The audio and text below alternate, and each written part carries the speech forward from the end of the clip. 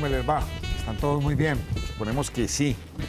Ya a muy pocos días de elecciones en nuestro país. Qué bueno, la democracia, ante todo. Con gran sorpresa hoy, en unos semáforos en la ciudad de Medellín, me regalaron un peso con 50 centavos. ¿En serio? Sí, me regalaron 50 bolívares. Ay. Andan venezolanos regalando billetes que ¿A no... cambio de? No, a cambio de nada. ¿En serio? De nada. De nada. Lo están regalando, haciéndole campaña a todo esto. Pues hay ¿Y gente qué le que sí les dice? da 500 pesos. O sea, esto no vale 500 pesos. Esto vale un peso. 50 bolívares. Ahí me puse a hacer la conversión. Vale un peso con 60 centavos. Por Dios. Por ¿Sabes? Dios. Les es más jugoso No, venderlo, regalarlo y que le den cualquier cosa. Pues Usted ha visto que están haciendo carteras y cosas de esas, ¿sí o no?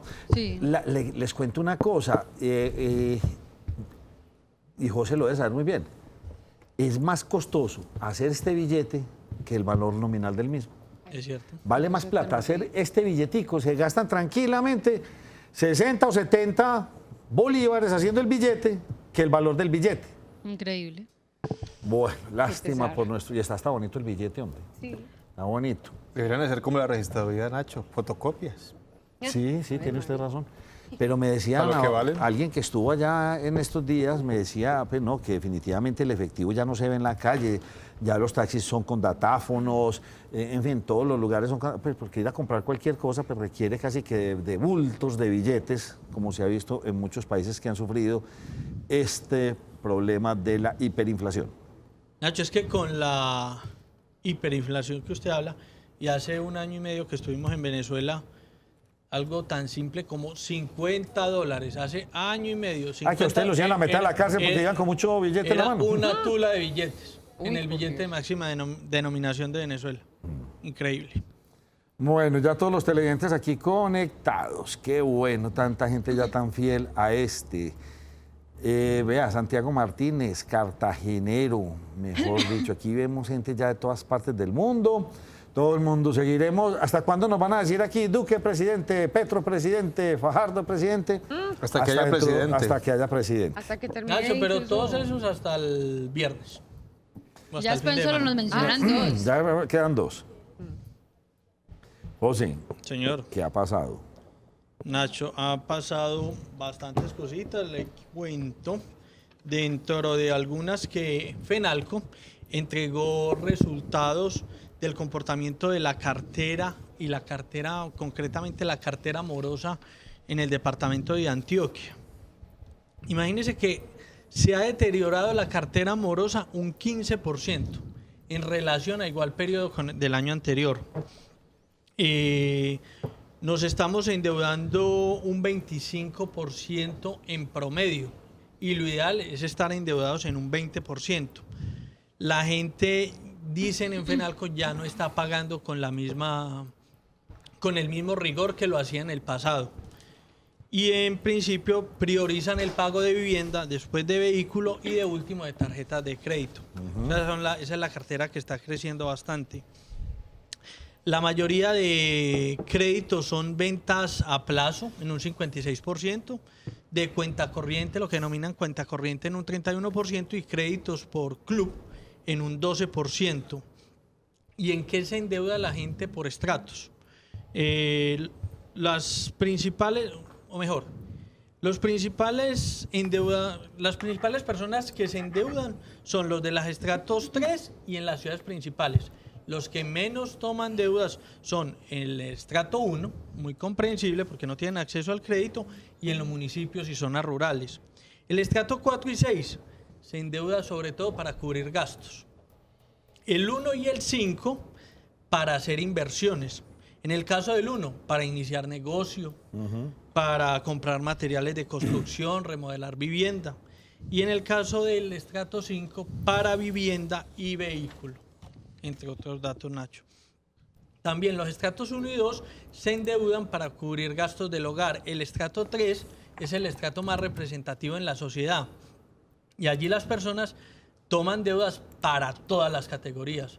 O O sea, para inversiones, para vivienda, para compras. José, una pregunta, y no por ser peyorativo, pues obviamente, se dicen que los estratos bajos son 1 y 2, Sí. estratos medios 3 y 4, y estratos altos 5 y 6. Sí. Así es la denominación. Sí. Y usted dice que el estrato más grande en Colombia es el 3. El más representativo. El más representativo. ¿Pero qué quiere decir la palabra representativo? El más representativo es el que representa más a la sociedad. Es algo así como ahora que estamos hablando de temporada de elecciones. La comuna más representativa en Medellín es la de Belén. No es la más grande, pero es la más representativa porque tiene todos los componentes de nuestra sociedad, gente de estrato alto y de estrato bajo. En el estrato 3 hay de todo. Pero que hay de todo, no lo entiendo. O sea, cuando le hablo de que hay de todo, hay gente que aunque figura en el estrato 3, hace inversiones y vive más cómodamente, y hay gente en el estrato 3 que vive muy apretada. Igual es más representativa a la hora de tomar créditos porque toma créditos para todo. O sea, para vivienda, créditos, tarjetas, vehículos, iniciar negocios, remodelar, en fin. Mejor dicho, mueve más la economía. Digámoslo desde el punto de los créditos. No necesariamente. En cuanto a la bancarización, sí. Pero es el promedio. Sí. Entonces, al ser el promedio es lo más significativo. Óigame, Porque obviamente si usted toma solo un estrato, está tomando un segmento y un segmento le puede dar un resultado mentiroso. Claro, total. Don Juan Alarcón, usted tiene pariente en todas partes. Todos los días me pone, salúdeme a mi mamá en Cali, salúdeme a mi primo. Hoy me dice que saluda al primo José Pablo, que vive en New Jersey. Juan Alarcón, aquí todos estamos muy preocupados porque definitivamente tanto colombiano que se está yendo y tanto venezolano que está viniendo. Sí, señor, pero bastante. Qué cosa esta, hombre, por todos los lados. Bueno, hombre, yo quería preguntarle a un televidente, aquí se me perdió, que vive en Abu Dhabi. ¿Qué hace en Abu Dhabi? Me cuenta por acá, si es tan amable. Es que Abu Dhabi es al otro lado del mundo, por Dios. Bueno, señor, nos preguntan por Hidroituango. Por fin llegaron a ese punto al que estábamos esperando. Creo que fue hace un rato. Sí, señor. Cuénteme. Vea, Nacho, le cuento la información que se tiene en este momento sobre la situación en Hidroituango, y diría yo que es bastante positiva después de tener una situación en que nos subían el ánimo, nos lo bajaban un poquito, porque recuerden que eso tenía que ver mucho con el cambio climático, las lluvias y demás que se estén presentando. A esta, Nacho, fueron las imágenes que nos pasaron hoy directamente desde el proyecto. EPM nos facilitó estas imágenes y es bastante positivo, Nacho, porque se mencionaba que la idea era llegar a la cota 410. Recuerden que el interés de llegar a la cota 410 es que si llegábamos a esa cota había menos riesgo para la población. Ya no se habla de una avalancha, sino de posibles crecientes súbitas. El municipio o todo el sector de Valdivia se encuentra todavía en alerta roja, pero lo que es Tarazá y Cáceres, que estaban en alerta roja, bajan a alerta naranja. Incluso mencionaba el gerente que ya esas personas no hay necesidad de que estén en albergues o autoalbergues, sino que ya se pueden dirigir a sus viviendas, es decir, que es bastante positivo. Y se hablan de todos los trabajos que vienen de ahora en adelante, Nacho. Le voy a mostrar primero una entrevista por parte del gerente que dice qué es lo que se va a hacer, y ya le explico más adelante en qué va el proyecto y qué es lo que se tiene pensado a futuro. Entonces, en este momento, nosotros vamos a seguir realzando la presa hasta llegar a la cota 415, más que todo pensando es en el futuro invierno, en el invierno de octubre y noviembre. Vamos a terminar unos trabajos que hay que hacer en las losas del vertedero, pero vamos a trabajar muy intensamente en taponar el túnel derecho para mitigar también el riesgo decreciente que se pudiera llegar a presentar si este túnel se abre. Bueno, entonces la cota es hasta la 420, si no estoy mal, como 430. Pero la crítica era la 410. Sí, hasta la 410, para que no se presentara de pronto ningún problema en la presa, que no hubiese ningún riesgo. Entonces esto es una noticia bastante positiva. ¿Qué dicen ellos? Que a finales de este mes empezaría a salir por el vertedero la cantidad de agua que viene desde el río Cauca. Dicen que más o menos está entre 1.800 y 2.000 metros cúbicos en este momento por segundo. Después de eso, taponar ese túnel 2, Nacho, porque ellos dicen que se hace necesario hacerlo porque en caso de que siga saliendo agua por ese túnel se podría presentar nuevamente una creciente súbita como la que se presentó hace algunos días, y que ya después de que se logre tapar ese túnel, lo que sigue es inhabilitar la casa de máquinas. En este momento sigue saliendo agua por la casa de máquinas, son cerca de 1.050 metros cúbicos por segundo, y ya se entraría a analizar qué pasó con la casa de máquinas, cómo están los equipos, cómo está la infraestructura, e ir solucionando todo lo que está pasando, Nacho, en este momento en el proyecto Hidroituango. El alcalde de Medellín y el gerente de EPM dieron pues un agradecimiento a todas las personas, Nacho, que trabajan en la obra, porque ellos dicen que confiaron en la obra, que no pararon de trabajar y que gracias a eso hoy la comunidad puede estar un poco más tranquila. Bueno, a Germán lo reclaman en Telepacífico. Sí. ¿Usted trabajó en Telepacífico? Trabajé en un noticiero Muy a bien. muchos años que se emite por Telepacífico, todavía existe Noti5. Qué bien. Bueno, vea, Lili, le voy a decir lo que pienso. Cuénteme. Antes de entrar con Duber, que me está mirando muy feo. Me parece que hubo, y a todos los de la mesa, pienso que hubo un aprendizaje muy grande con lo que pasó en Total. Hidroituango, porque la intención inicial fue no generar pánico y bajar toda la información, Los riesgos, no sí. contar muchas cosas. Ese fue el camino equivocado que se tomó. Ya, después de pasar los días, la cosa se agravó y ahí sí empezaron a contar la verdad. Sí. Y la verdad vale la pena contarla. Sí. Sí, se tomaron todas las medidas, se hizo todos estos procedimientos. Valía la pena lo que hizo el alcalde Federico, el gobernador, el gerente de empresas públicas. ¿Sí? Dijeron, pues, existe este riesgo, Claro. puede pasar esto, tal. Esto es lo peor que puede pasar. Pero Ponernos en el peor panorama, sí. Pero al inicio los tenían Pero bajitos, ¿sí o no? sobre todo, Pienso que Nacho, es el gran aprendizaje, decir la verdad. Yo pienso que este es el momento en que el metro nos debería sentar y decirnos la verdad, porque Sí. lo de ayer fue catastrófico, catastrófico. El metro en este momento también podría tomar esa determinación y decir, venga, la verdad es esta. Estamos obsoletos en estos equipos, nos falta invertir tantos millones, no sé, pero porque es que los daños ya son muy consecutivos. sobre Lina. todo, Nacho, porque es que mire, cuando se dan esos espacios, digamos, de dilatar un poquito la hora de decir la verdad completamente de lo que está pasando por prudencia, pues a veces, desafortunadamente, no falta el que quiera pescar en río revuelto y empiece a hacer circular comentarios que no son suposiciones, etcétera, etcétera. Y lo que pasa es que eso genera más pánico, más desconfianza. A la gente no le gusta y a la gente precisamente le va generando ese sentimiento de rabia. Por eso es muy bueno cuando las cosas son claras, porque todos perfectamente podemos entender y estamos en capacidad de entender que todas las empresas tienen sus procesos, que pueden tener sus contingencias, pero de la manera correcta en que se aborde y se le cuente a la gente. Yo pienso que uno también como público, como ciudadano, pues responde de la mejor manera. Es lo que pasó con el alcalde Federico. Sí. Aquí hay delincuentes, aquí hay pillos, aquí hay crimen organizado. Y lo canta y no lo esconde.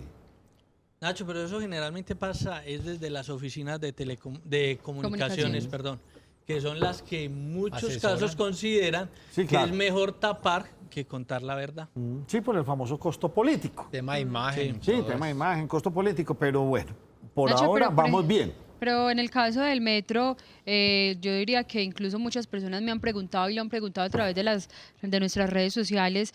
Yo ayer les entregaba una información y aclarar que esa fue la información que nos entregó el metro frente a ese estudio que estaba realizando la Universidad UPB, que todos dicen que no es coincidencial que se estén presentando todas estas fallas. Lo hemos hablado acá porque han sido varias. Recuerden que el metro manifestaba que el estudio final ya está de lo que hizo la Universidad UPB y que eso tenía que ver con un tema de alta tensión, que dañó un pararrayos y todo esto, y que lo que pasó ayer no tenía nada que ver con lo que venía pasando en días anteriores. Esperaría uno que si no tiene nada que ver no se sigan presentando nuevamente estos problemas, porque si se siguen presentando, la comunidad muchas veces nos pide explicaciones y uno lastimosamente tiene que decir lo que dice la fuente oficial, porque entrar a decir otra cantidad de cosas es especulativo, Nacho. Lili, y Nacho, qué pena, pero a tantos años de la obra del metro, yo estoy con lo que mencionaba ayer Duber.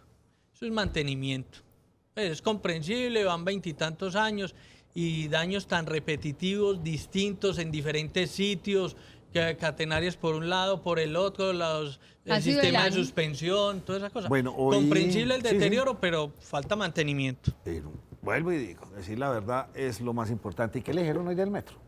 ¿O qué supo usted? Hoy funcionó perfectamente. Sí, Nacho, sin en las inconveniente. horas de la mañana funcionó perfectamente el metro de Medellín. Recuerde que ellos estaban trabajando desde el día de ayer en horas de la mañana, se logró solucionar el problema. Lastimosamente la gente estaba esperando que se lograra solucionar antes de que iniciara la hora pico. Las estaciones que estaban suspendido el servicio continuó suspendido. A eso más o menos de las 6:30, 7 de la noche, el gerente del metro entregó algunas declaraciones, dijo que por el tema de lluvia se retrasó un poco, pero que en las horas de la noche ya se iba a hacer todo el recorrido y mirar a ver si estaba funcionando, que lo que más demoró, mencionaba él, Nacho, es que el metro, o el tren, perdón, que presentó este problema, fue un poco difícil sacarlo de la vía férrea, que eso le retrasó un poquito los trabajos. Esa es como la información, Nacho, que entregó el metro el día de ayer y el día de hoy en horas de la mañana. Bueno, gran dilema ese, señores de la mesa. O sea, es que el metro es orgullo de la ciudad de Medellín, Claro que algo sí. de lo que nos sentimos orgullosos. Y ahora los antioqueños nos vamos a quedar súper orgullosos de Hidroituango. Con todo esto que pasó, ya todo el mundo le va a coger. Se apropia uno sí, más. se apropia uno de estos megaproyectos, porque no son proyecticos. Mire que los pobres bogotanos, tantos años y no lo han podido sacar. Claro, es que son proyectos de una dimensión tan grande que se Nacho, vuelven de ciudad. pero de todas maneras, lo que usted dice es cierto, se apropia más, hay mayor sentido de pertenencia, por lo menos en la región y en algunas partes del país, pero la emergencia todavía no se ha superado del todo. Hay que esperar que todo No esté se ha ya superado, para- pero ya tenemos un parte de tranquilidad muy alto. Es que Por lo está- menos ya el riesgo no está tan elevado. pues, o sea, es que llegar a ese punto de decir que la represa se iba a caer y que toda esa agua iba ya uno dice, no, ya, eso ya, pues, ya es Sí, ya difícil, se ve ya es poco- difícil que eso suceda. No, y yo pienso que y ya están contando toda la verdad, José, no, ya vamos a hacer esto, entonces vamos a empezar a desocupar el Están agua por siendo allí, claros. vamos a revisar qué pasó con este túnel, o sea, ya lo están contando. Nacho, por ejemplo, Vale la ellos pena. mencionaban que con el tema del vertedero son 4 compuertas, que una de ellas ya está lista, que hacen falta 3 y que se espera más o menos, recuerden que no se pueden decir fechas exactas, que más o menos eso esté listo y que se terminen todas las losas el 15 de junio para poderle dar más agilidad al proyecto. Yo diría, Nacho, que la conclusión de esto es, y ayer también lo decía el invitado, es aprender de todo lo que pasa. Sin duda, diría uno que en este momento EPM fue más rigurosa, no empezó como lo hizo en un inicio, sino que entre más pasaba el tiempo, más información nos entregaba a los medios de comunicación, fueron un poco más claros y esperemos, Nacho, que ya que vamos pasando esto, más adelante se puedan hacer las investigaciones y que las pérdidas de pronto económicas no sean muchas. Lili, hay algo todavía que yo no entiendo en el proyecto. Si los vertederos están más altos, ¿qué ganamos teniendo los vertederos para desocupar el cuarto de máquinas que está más bajito? ¿Cómo van a hacer para desocupar el cuarto de máquinas? Una pregunta muy técnica, Nacho, que No, pero muy venga, jocosa, venga, que no tengo yo es que no sé. no, eso tiene no, tiene una compuerta que se cierra. Sí, hay una compuerta que cierra el ingreso. Eso es un tubo por donde está entrando el agua que entra a las máquinas. Esos tubos casa de tienen máquinas. compuertas para cerrar en caso de mantenimiento de toda la maquinaria. Esa compuerta se cierra, el agua se retira Ok. y empiezan las otras que son como las de mitigación, el otro túnel que es como el que le baja la presión. Pero lo importante pero era llegar al tenía esa vertedero, duda. se Sí, llenó, tenía esa listo duda. que se llene y empieza a caer el agua por encima. El problema era que si donde mire, la represa, aquí está el agua, Sí, está sí, sí. pero donde el agua empieza a verter, empiezas a comerse toda esta otra ladera, empiezas a llevarse primero las arenas finas, después el cascajo, como le decimos nosotros, y así poco a poco le iría deteriorando. Ya esto no va a ocurrir. Porque ya sales por el vertedero. Ya sale por el Por el vertedero que vertedero. está diseñado para eso. Eso era, por eso decía, no, es que esto se puede derrumbar. Claro, el agua pasando por encima, la va comiendo lleva. y tron y se la traga. Así es donde como se produce la avalancha, precisamente. Porque la Bueno. cota estaba por debajo del vertedero, que era lo riesgoso. Es decir, se llevaba la presa primero, ya que está por encima, el agua saldrá inevitablemente por el vertedero. Sí, sí. Pues no, y la respuesta está en la compuerta. La desconocía. Bueno, Oscar me dice que no es así, entonces por favor me cuenta cómo es lo que yo he entendido de todo después de todo esto. Es Tengo que es un entendido tema muy técnico, sí, lo Nacho, que entra sí, a la no casa de es- máquinas es por un tubo que es el que va a alimentar, es lo que me explicaban a mí. En últimas, la concejal no dijo nada, es que todavía me preguntan, porque es que la gente quedó como muy triste con eso del traquido y el centímetro de grieta y los 7 centímetros. Nacho, Nada. la concejala asegura que no nos han dicho toda la verdad. ¿Cómo se llama la concejala? Luz María Monera. Luz María Monera. Listo, ahí lo tienen. No lo decimos nosotros, eso lo dijo en días recientes la concejal Luz María Monera.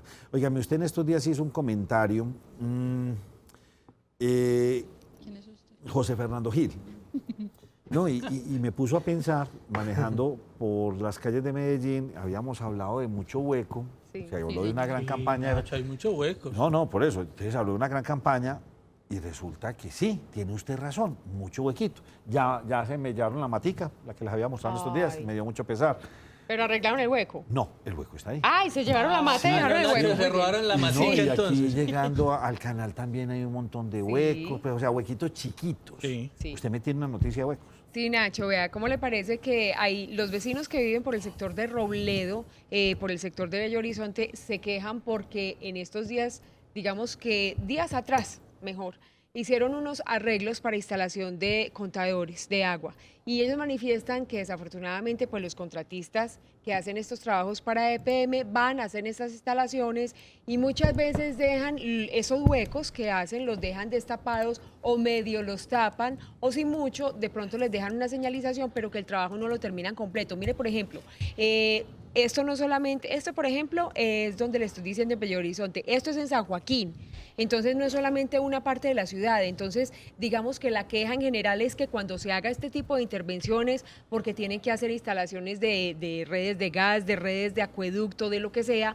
pues que obviamente la empresa se encargue. Mire, por ejemplo, esto es un peligro y manifiestan que han estado ahí en riesgo carros y motociclistas, porque la señal de prevención, que es esa malla anaranjada, pues usted ve que con el aguacero, las personas desafortunadamente muchas veces pasan sobre ellas, las quitan y en la noche o en los aguaceros las personas no se dan cuenta y van a caer a este tipo de huecos que no son tan pequeños, pero sí son enormes cuando se trata de intervenciones que se han hecho para mejorar las redes de la ciudad. El llamado que hacen en general es para que estas personas y estas entidades, cuando hacen este tipo de trabajo, pues que lo terminen, porque bien sabe Empresas Públicas que ellos hacen una intervención adecuada en cada uno de los sectores que lo piden, pero ellos mismos manifiestan, abro comillas, los contratistas están obligados a finalizar las obras en un tiempo no mayor a 11 días hábiles. O sea, las personas manifiestan, instauran la queja como tal en Empresas Públicas de Medellín y a los 11 días le están dando trámite a esa reclamación. ¿Cómo?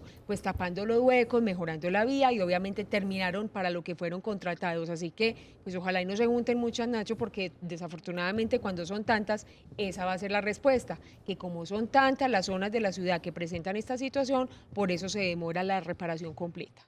Yo todavía no entiendo cómo la gente es tan ingenua.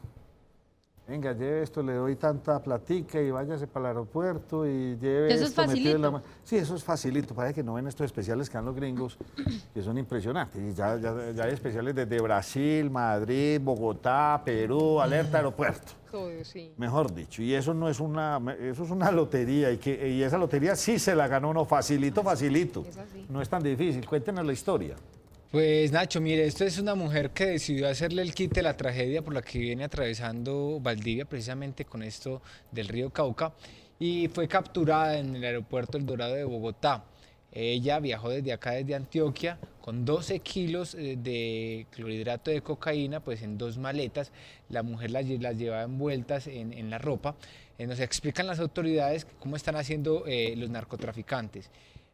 Mojan la ropa con la coca como si estuviera almidonada, la doblan y luego la empacan finamente en las maletas. Pues la mujer se fue muy confiada, como si no la fueran a sorprender, y resulta que allí, pues cuando estaba pasando las maletas por los escáneres, se percataron de la situación.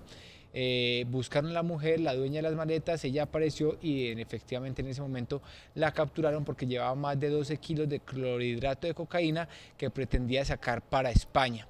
Pues la mujer, seguramente en su desespero por toda la situación que se viene viviendo allí en Valdivia, cayó, fue presa allí de la delincuencia y muy ingenua, como le dice usted, Nacho, pues vemos uno y otro caso repetidamente y pues allí quedó, Nacho, detenida por tratar de sacar del país 12 kilos de clorhidrato de cocaína. ¿Cuánto será la pena? Por ejemplo, cuando uno, y lo pregunto es por ese programa que uno ve. Según el programa, en algunos países, por ejemplo en España, arranca de 5 años para adelante, ¿sí o no? En Brasil es un poco más alta. En Perú también es durito. En Perú no sale uno con 8. La pregunta es si es mejor que la capturen acá o en España. La pregunta es cuánto, por una persona que lleve 10 kilos de cocaína en su maleta o en su equipaje, ¿cuánto es la pena? Buena aquí pregunta, en Colombia. Nacho, vamos a indagar de cuánto podría ser la pena. Bueno, don Germán Mendoza. Nacho, ¿se acuerda que ayer estábamos hablando del tema del señor Popeye, John Jairo Velázquez Vázquez, alias Popeye, que había sido denunciado por el senador Iván Cepeda por las amenazas en contra del candidato presidencial Gustavo Petro y por todas las personas que estuvieron de acuerdo con el proceso de paz. Pues la Fiscalía ya dijo que inició la investigación formal en contra del señor Popeye, y porque hay unos delitos que podrían estarse cometiendo al utilizar las redes sociales. Y acordémonos que el señor Popeye había salido después de pagar una condena, pero con libertad condicional, con el compromiso de buen comportamiento, de no volver a delinquir y todas estas cosas. Y lo vimos la otra vez disparando un arma, con un alegato con una persona en la calle, y ha trinado hace mucho rato cosas muy agresivas, muy violentas. Y lo más reciente es que le bloquearon la cuenta en Twitter. Yo quería que miráramos un poquito de qué es que se trata esto, porque primero le congelaron la cuenta. La gente de Twitter, a petición de un ciudadano, envió este aviso al ciudadano diciendo que el señor Popeye estaba violando las normas de esa red social y por eso se la congelan. Congelan significa pues temporalmente, sí, pero de pronto si las cosas pasan a mayores podrían simplemente no permitirle volver a acceder a esto. Y recordemos que era lo que él decía. O sea, ya está vetado en Twitter. En Twitter le congelaron la cuenta. Muy bien. Y miremos, por favor, lo que el señor dijo, porque es que esto fue muy grave. Obviamente, cualquier persona que amenace, cualquiera, no estamos diciendo que es peor o no, sino que como el caso es de este señor, pues estamos mencionando esto. Esto fue lo que lo metió en problemas. Habla de 100.000 personas, familias que apoyaron el no, que apoyen con dinero y guardando a combatientes, ayudando con armas, medicinas, que los colectivos de petristas los combatirán con todo, y con todo es con todo, malditos. Es decir, el lenguaje es muy fuerte. Tenemos otro de los trinos que él envió, es esto. Es esto que estamos viendo ahora, donde dice que si él no se puede expresar a través de las redes sociales, pues hablará por él el fusil. Y cuando empiece el dolor y el llanto, no lloren que no habrá compasión. Son cosas muy fuertes, Nacho. Terrible esto. Odia a los petristas, pues digamos que eso no lo vamos a condenar por eso, pero es que está hablando de entrar en armas, de juntar gente, de esconder en casas combatientes y de casi comenzar a matar personas porque son de determinada ideología política y porque apoyaron el sí. Hay otro trino también que él envió, que es este: malditas ratas comunistas, petristas, socios de las FARC, Nicolás Maduro, Juan Manuel Santos, a mí me matan de bala, no de miedo. El hecho, Nacho, es que la investigación ya comenzó, la Fiscalía la tiene ya en su poder y van a analizar realmente la situación del señor Popeye, porque esto sí podría configurarse como delitos, amenaza, incitar al odio, incitar a asesinatos, y podría, no sé, de pronto terminar nuevamente en la cárcel el señor John Jairo Velázquez alias Popeye. Y a todas estas, el candidato Petro también llama a la gente a salir y a manifestar a en las caso, plazas públicas, en caso de que la diferencia en votos sea muy grande. Eso no se puede hacer. Y mire lo que Liliana y yo estábamos hablando ahorita, Nacho. Entonces, ¿cómo así? No, digamos que no es secreto en las elecciones, y lo hemos visto, incluso por eso muchas personas ya no creen en las encuestas, pues que en las últimas votaciones pues, nos sale totalmente diferente y por unos márgenes muy grandes, los que quedan y los que no quedan. Hablábamos ahorita que entonces donde el margen sea bien grande, donde definitivamente no quede como las encuestas lo están poniendo, entonces se va a encender el país. Sí, y uno pensaría que, aunque él mencionó el margen, si él, entendería uno si él no pasa la segunda vuelta. Sí, por eso. Si él no pasa la segunda vuelta. Exactamente. Es complicado el asunto, nada, yo vuelvo y le repito, no sabía uno, Sí, pero... de hecho teníamos una invitada muy especial hoy, nos canceló, viene otro invitado que tiene ese gran temor de que de pronto esto se vaya a una revuelta en la calle bien compleja. Pero es que Nacho, si lo eso que se pasa empieza es con que y amenazas. ahorita con lo que decía Lina, que también lo estábamos conversando, es llevamos varias elecciones, no solo a la presidencia, sino también alcaldías, gobernaciones y demás, que no siempre salen los resultados y muchas veces no queda ni siquiera cerquita de lo que aparece ahí. Y de pronto decir de que si no salgo con ese porcentaje, entonces hay que salir. El registrador también mencionaba que el señor Petro ha hecho una cantidad de denuncias, pero no ha hecho una sola denuncia oficial, no ha ido y ha interpuesto esa denuncia, ni tampoco ha mostrado las pruebas. Entonces yo diría, Nacho, que decirle a la gente que confíe en las encuestas y que si no sale así, entonces fue que se robaron las elecciones. Me parece un poco delicado, más Nacho, cuando nos hemos dado cuenta que son muy diferentes y seguramente porque hemos escuchado a los candidatos que no están tan arriba en las encuestas, que no ocupan ni el primero ni el segundo lugar, quienes dicen que no les preocupa cuando no están no les preocupa cuando no están arriba, pero cuando están arriba creen que esa debe ser la votación que deben de sacar. Me parece que irnos a esos extremos tampoco. O sea, Lili, que es, digamos, como incitar a las masas, pero si tiene una denuncia, entonces no la ha presentado formalmente. No ha presentado la denuncia formalmente, ni tampoco ha aportado pruebas. Entonces Eso me es más parece grave. hacer acusaciones Simple así comentario. sin tener pruebas y sin llegar a la fiscalía y decir, vea, estas son las pruebas, esto es lo que está pasando. Sí. Si él dice que las tiene, pues debería demostrarlas. Lo que pasa es que eso parte de la conveniencia y Ajá. pensaría uno de tantos rumores que han partido, sobre todo de la campaña de Vargas Lleras, en la que afirman que la maquinaria funciona y que la maquinaria lo lleva a la segunda vuelta. Pensaría uno. Pero de todas maneras, incitar Pero de todas una maneras vez, es irresponsable sí, uno ponerse a incitar. eso, exactamente, eso es irresponsabilidad. Bueno, Duber. Nacho, le quiero contar sobre un secuestro que hubo en la ciudad de Medellín. Mire, la historia comenzó en el barrio Belén, pues allí un hombre que comercializa pescado fue secuestrado por unos sujetos que en un vehículo particular lo trasladaron hacia el barrio Manrique, acá en la ciudad de Medellín. Allí pues como unos vecinos se percataron de la situación, porque al momento de que el hombre era bajado del vehículo, pues se percataron que estaba amarrado y tenía los ojos vendados. Le dieron un aviso a las autoridades y pues lograron establecer cuál es la vivienda, y las autoridades ingresaron hasta esta casa, donde encontraron al comerciante de pescado Nacho metido en un sótano. Por fortuna pues no duró mucho tiempo allí secuestrado, porque todo fue muy rápido. La exigencia era de 18 millones de pesos. Nos indica el comandante del Gaula que habían llamado, ya se habían contactado con el padre de este hombre para que entregara 18 millones de pesos producto de un negocio. Él no era de acá de Medellín, venía acá a la ciudad precisamente como a adelantar algunos negocios. No se pudo adelantar el negocio y allí fue donde se produjo este secuestro. El secuestro terminó, Nacho, con la captura de una persona. Dicen las autoridades que no lograron pues incautar ningún arma de fuego en la vivienda, rescataron al hombre, y quien fue capturado pretendía pues como huir. Al percatarse de que por allí estaban las autoridades, comenzó como a correr, mostró el susto y lograron su captura. En lo que va corrido, Nacho, de este año van 5 personas secuestradas en el Valle de Aburrá. Dígame, Germán, No, ¿y una por usted, los otros 2 secuestrados y que después los cambiaron? Eso también ocurrió. Si no fue hoy, fue ayer. 2 personas extranjeros vinieron, creo que estaban en el Valle del Cauca, se fueron a mirar, consiguió una guía turística para que los llevaran a los cultivos de marihuana. Ay. Los secuestraron. Está la guía, intercedió por ellos, pero se quedaron con ella. Entonces, estos 2 señores quedaron libres, pusieron la denuncia y esta persona todavía no ha quedado en libertad, cosas que se por ven. Dios. Lili, ¿usted tiene algo más o vamos a un pequeño corte? Nacho, yo le cuento otra noticia y tiene que ver con el municipio de Itagüí, porque ellos anunciaron que van a iniciar con la instalación de cepos. Tienen en este momento 15 cepos, tienen identificadas algunas zonas de este municipio. Ellos aseguran que va a ser pedagógico durante estos primeros días. Después del 1 de junio empieza sancionatorio. Ellos dicen que se van a instalar principalmente en las zonas donde hay mucho comercio.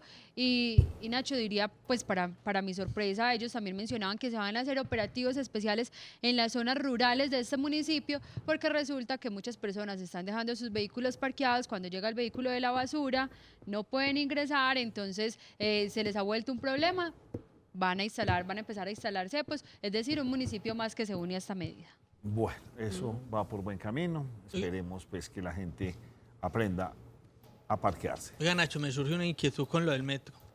Tanta falla en el metro y estamos en vísperas de elecciones. Ese que es el principal medio de comunicación de los antioqueños. Dios quiera que no pase nada el domingo.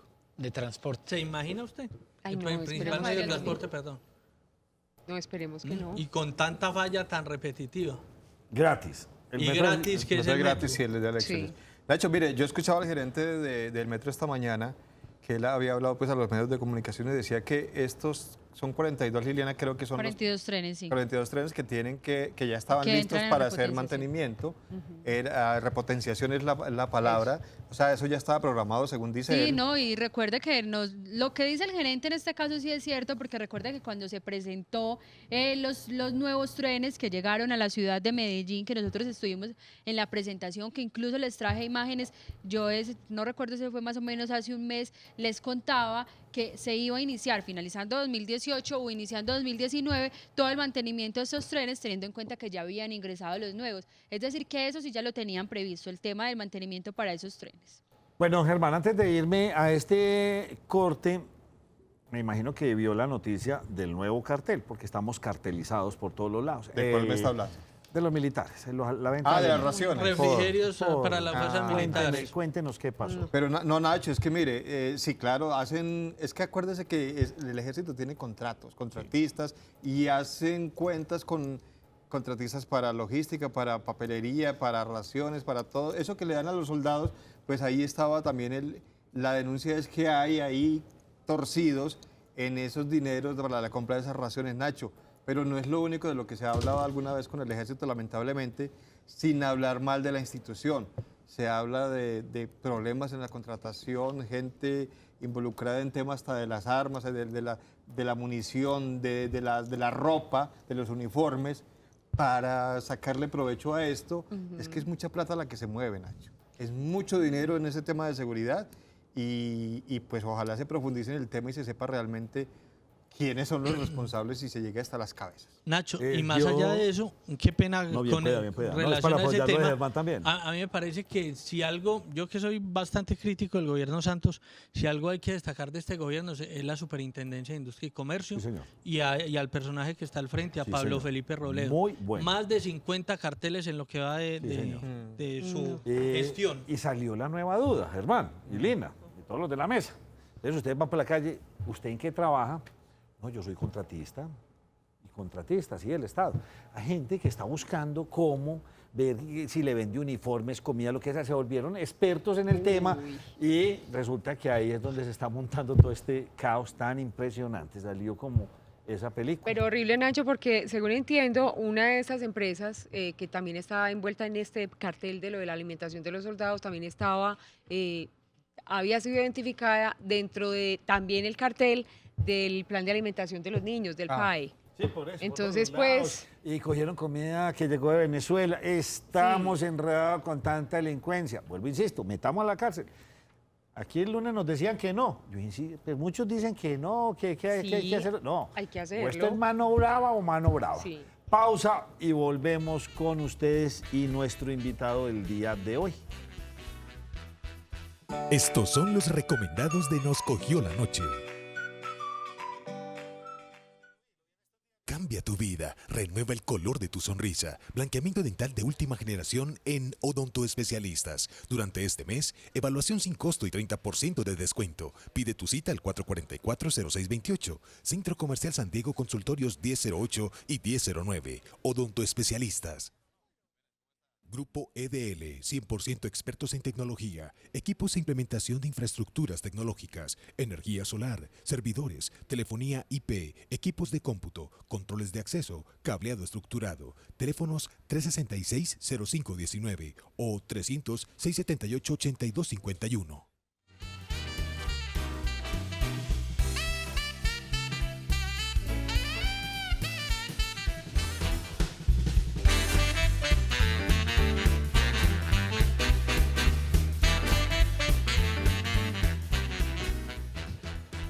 Bueno, antes de iniciar nuestra charla con el invitado, pues Germán nos va a traer algo que por estos días lo vi y me impactó mucho.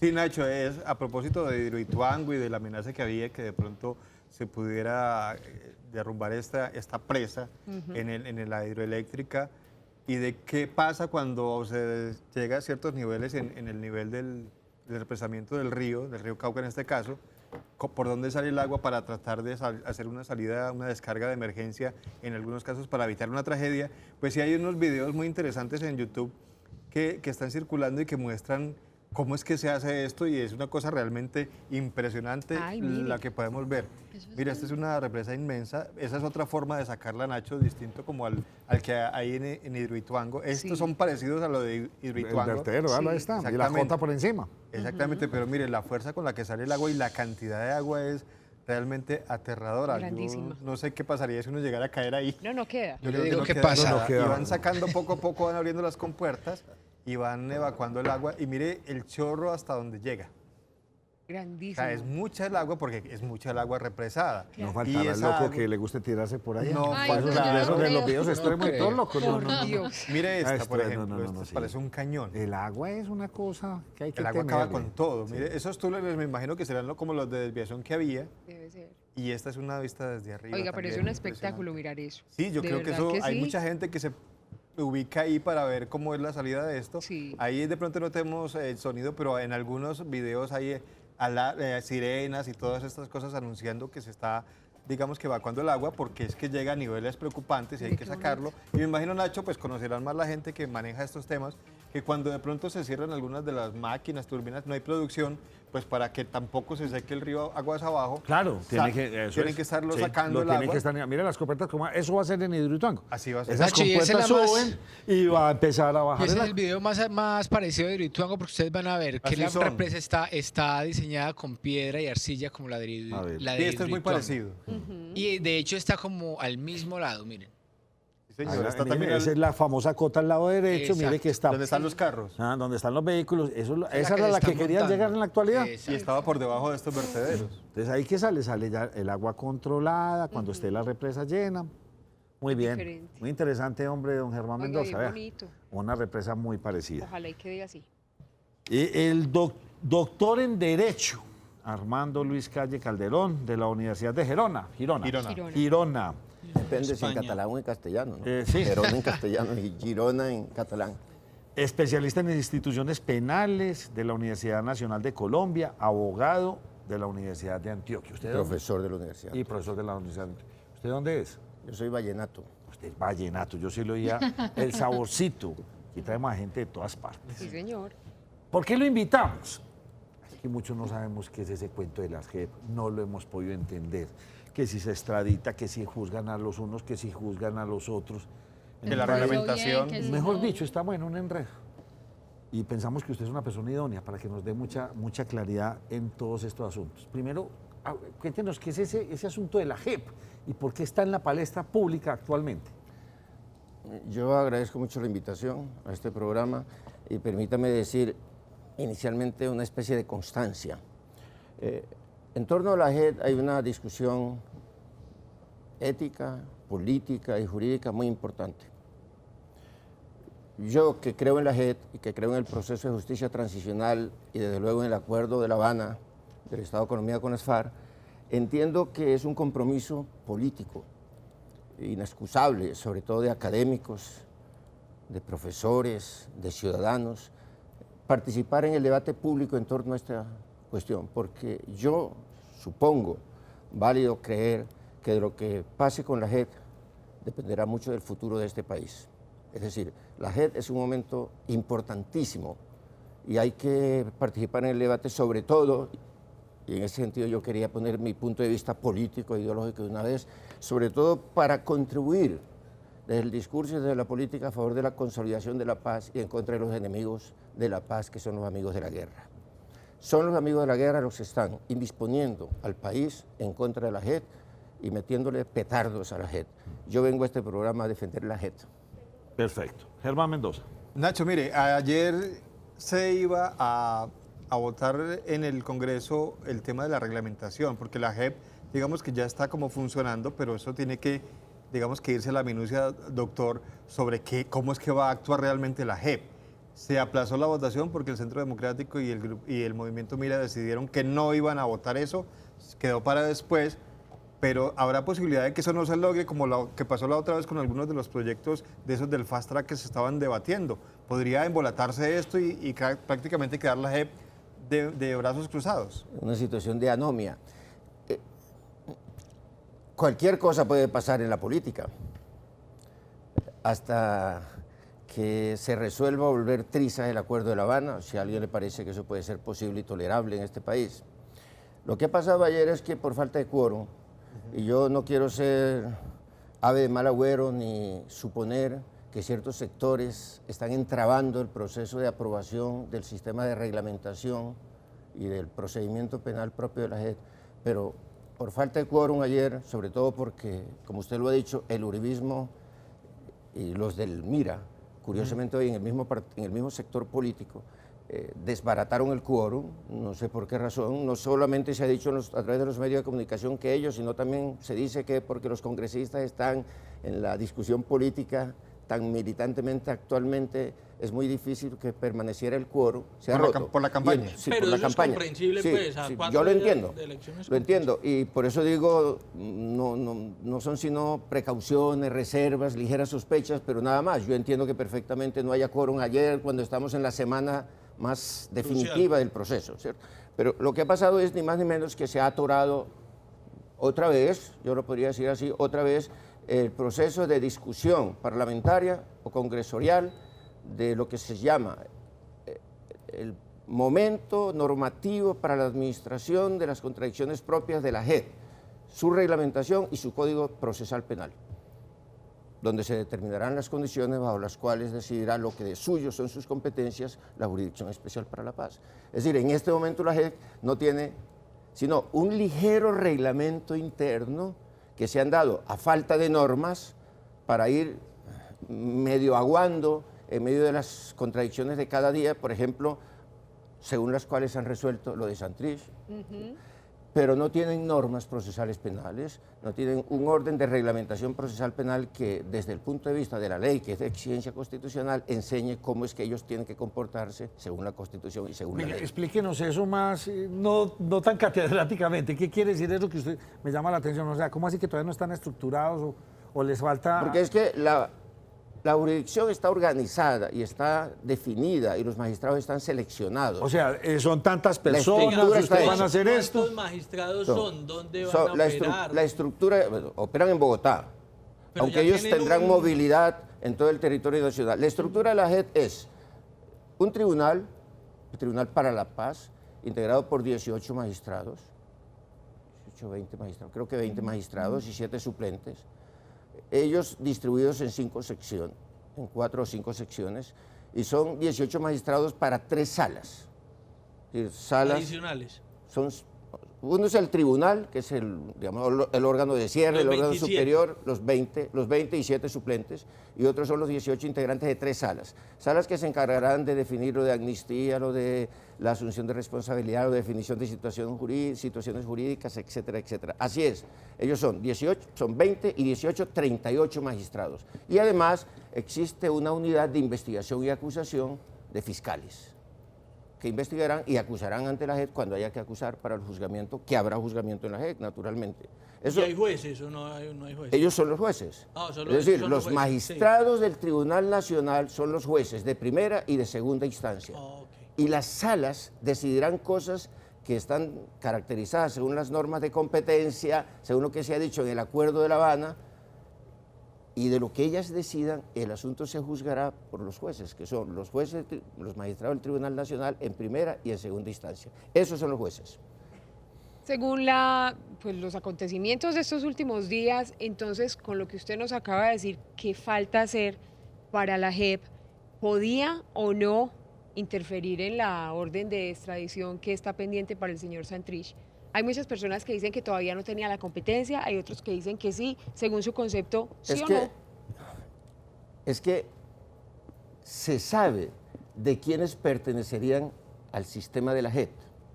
Aunque no haya un procedimiento normativamente organizado para el desarrollo de las competencias de la JEP, se sabe, eso sí, quiénes son de la competencia de la JEP. Y para los que son de la competencia de la JEP ha actuado.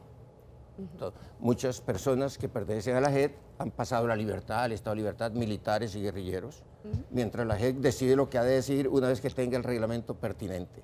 Es decir, la JEP no es que no esté actuando por falta de reglamento, está actuando porque a la JEP no le podría negar, por ejemplo, la libertad a un miembro de las fuerzas militares que le pertenece a las competencias de la JEP cuando ya ese señor ha estado más de 8 años de prisión o entre 5 años de prisión, en la medida en que la pena máxima para ese supuesto podría ser máximo de 8 años de prisión. Sí, pero entonces para el tema la de JEP tendría que extradición... ordenar la libertad. Ajá. Para la extradición es lo siguiente, es que no se sabe finalmente si Santrich, por sus hechos, según se dice, le pertenecería o no a la JEP. Porque hay una norma en el acuerdo que dice que, refrendado por la decisión de la Corte Constitucional, que ha aprobado el Acto Legislativo 1 de 2017, que ha fijado las condiciones legítimas para la operatividad de la JEP, que dice que la competencia de la JEP llega hasta los hechos sucedidos hasta el momento de la aprobación del acuerdo. Sí.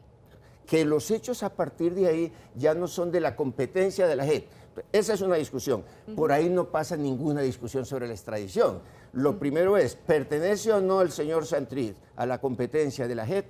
Ese es un asunto que tiene que definirse a partir de que se certifique cuándo tuvieron lugar los hechos que supuestamente se le habría llevado a cabo el señor Santrich. Primero de diciembre de 2016. Sí, señor. Después de esa fecha. Después de esa fecha, Santrich tendría que dejar de pertenecerle a la JEP. Pierde los beneficios.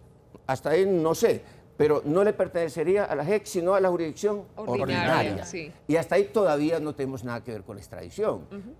El asunto de Santrich está tocado con una alta presión mediática por ser quien es Santrich, por las antipatías que ha despertado por sus actitudes, por ser ese de donde viene o por cualquier razón, y en esa medida se ha creado una confusión un poco delirante entre si pertenece o no pertenece a la JEP, entre si debería ser o no extraditado. Yo creo que es importante aclarar. Primero, la JEP dirá si Santrich le pertenece o no. Y si Santrich le pertenece, entonces la competencia será de la JEP. Y todavía ahí se podrá discutir si habría o no extradición, porque se sabría, están más o menos caracterizados en qué términos podría haber, no obstante pertenecerle a la JEP, un proceso de extradición. Se habla de que se le puede solicitar algunos cambios para ese funcionamiento de la JEP por parte de las FARC. ¿Eso es posible o eso como ya no entró como parte del acuerdo de La Habana ya no? Eso se ha reformulado en estos días a partir de una propuesta de las FARC, precisamente en función de la discusión que ayer ha sido suspendida por la falta de quórum. Sí. Entiendo yo que ha sido modulado y que se ha caracterizado la situación que proponía la FARC para advertir que desde ningún punto de vista de los hechos sucedidos a partir de la aprobación del acuerdo tendría competencia la JEP. Hasta ahí. Y además que no sería de la competencia de la JEP determinar lo que pertinentemente tendría que decirse frente a procesos de extradición, que sería un asunto que tendría que resolverse entre la Corte Suprema de Justicia colombiana y el presidente de la República. Y los estados.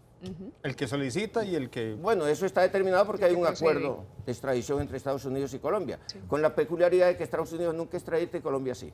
La JEP tiene muchos vicios jurídicos. Y usted habla varias veces del reglamento. Cuéntenos qué es ese reglamento, qué es lo que tienen que hacer. ¿Qué consiste? Entonces, primero se tienen que reunir y montar un reglamento. El reglamento básicamente viene desde el acuerdo, a falta de normas posteriormente elaboradas, que son las que se pretende elaborar ahora, desde el acuerdo de La Habana, que contiene argumentos fundamentales para el funcionamiento de la JEP. Y con base en eso se han organizado. Con base en eso se escogieron los magistrados por el comité de escogencia integrado por magistrados internacionales y por expertos internacionales y por expertos colombianos. Hay un reglamento razonablemente vigente para el funcionamiento de la JEP que está funcionando. Lo que falta es pulir el orden procedimental aplicable a cada situación de la que conocerá la JEP, que en este momento no conoce de todas las que tendría que conocer. Una última duda, porque usted preguntó, esto es como un juicio común y corriente. Es decir, viene el señor que fue combatiente, que estuvo estuvo en tal situación y ahí va a tener un fiscal que lo acusa de esto y va a tener una... Yo le explico. Se sabe que la JEP no será sino para quienes hayan participado directamente o indirectamente en ciertos hechos propios del conflicto. Militares y guerrilleros, no para terceros civiles, por ejemplo, quienes podrán ir, no obstante, a la JEP si así lo quisieran, pero no serán compelidos, no irán obligatoriamente. Los únicos que podrán ser llevados por la JEP coercitivamente serán los militares y los guerrilleros que hayan participado directa o indirectamente en los hechos del conflicto, Y en torno a esas situaciones habrá juicios y habrá condenas y habrá absoluciones. La diferencia estará en la idea de justicia que gravita en la centralidad del sistema de la JEP, que es diferente a la idea de justicia ordinaria que tenemos o que conocemos o por la que a veces apostamos. Qué pena, Germán, una preguntita ahí con el tema final. ¿Usted considera que dependiendo de quien resulte elegido presidente ahora el domingo o en 3 semanas, el señor Santrich puede ser o no extraditado? Porque es que el señor Santrich podrá ser o no extraditado dependiendo de muchas variables. Primero, si la JEP se queda para su jurisdicción con Santrich, porque la JEP llegará a considerar que los hechos de cualquier manera sucedieron antes de la fecha de aprobación del acuerdo. Eso modulará una situación particular, porque muy probablemente la JEP dirá que pondrá una condición para la extradición de Santrich, que Santrich no podrá ser extraditado sino a condición de que previamente en el país contribuya a la verdad, a la justicia y a la no reparación, porque así se definirá una situación muy latentemente importante de carácter ético y político entre el valor que significa extraditar a favor del Estado norteamericano y en la lucha contra el narcotráfico y la decisión de no extraditar a favor de la paz, de la justicia y de la reparación. Pero eso lo podrían haber alegado con muchas otras personas, pues no existía. No se ha hecho, claro. Algunos paramilitares no fueron no todos fueron extraditados, algunos no fueron extraditados porque la Corte Suprema de Justicia en su sala de casación penal, que es la competente, dijo no, mientras aquí no se realice debidamente el proceso de verdad, justicia y reparación. Como quien dice, no lo extraditan don Germán Mendoza. Doctor, yo le quiero preguntar, esto de la reglamentación que no se pudo discutir en el debate de ayer, ¿es como las leyes estatutarias? Es decir, es como, ¿cómo es que va a funcionar esto? ¿Como cuando hay una ley y luego se aprueba la ley estatutaria? ¿Es similar? Yo no sé si ese reglamento tenga carácter necesariamente de ley estatutaria y orgánica. Probablemente sí, si la Constitución dice que en materia de leyes penales y procesales penales debe tratarse de ley orgánica o estatutaria, sería una ley estatutaria. Y otra pregunta, nosotros hablamos de la JEP como si fuera, digamos que el primer ejemplo de justicia transicional en Colombia, así como el proceso de paz como si hubiera sido el primero. ¿Qué otros ejemplos tenemos de justicia transicional? Bueno, nosotros tuvimos un proceso con el M-19, ¿no? Que es un antecedente importante. Y tuvimos un antecedente durante el primer gobierno de Uribe para celebrar un cierto acuerdo del gobierno nacional con los paramilitares.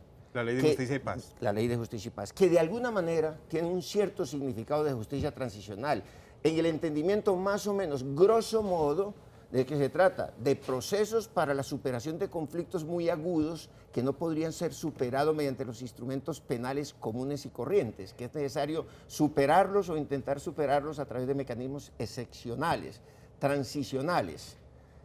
De esos antecedentes podríamos decir esos. 2 preguntas de televidentes, por favor, para que también participen. Jorge A. Valencia, Nacho, ¿y si a un civil lo acusa un militar o un ex-FARC, qué pasa?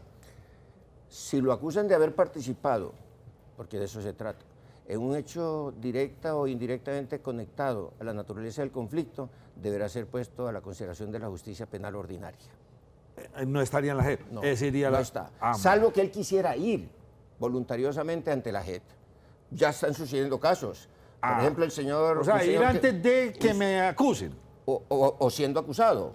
Una vez que está siendo avisado de que se le va a poner en consideración de una denuncia penal, él podría decir, yo quiero ir a la JEP. Pero se va allá y no va a la ordinaria. Pero sí, pero entonces uno decide, no voy a la ordinaria, sino que voy para la JEP, lo que usted está diciendo. El civil, ¿sí o no?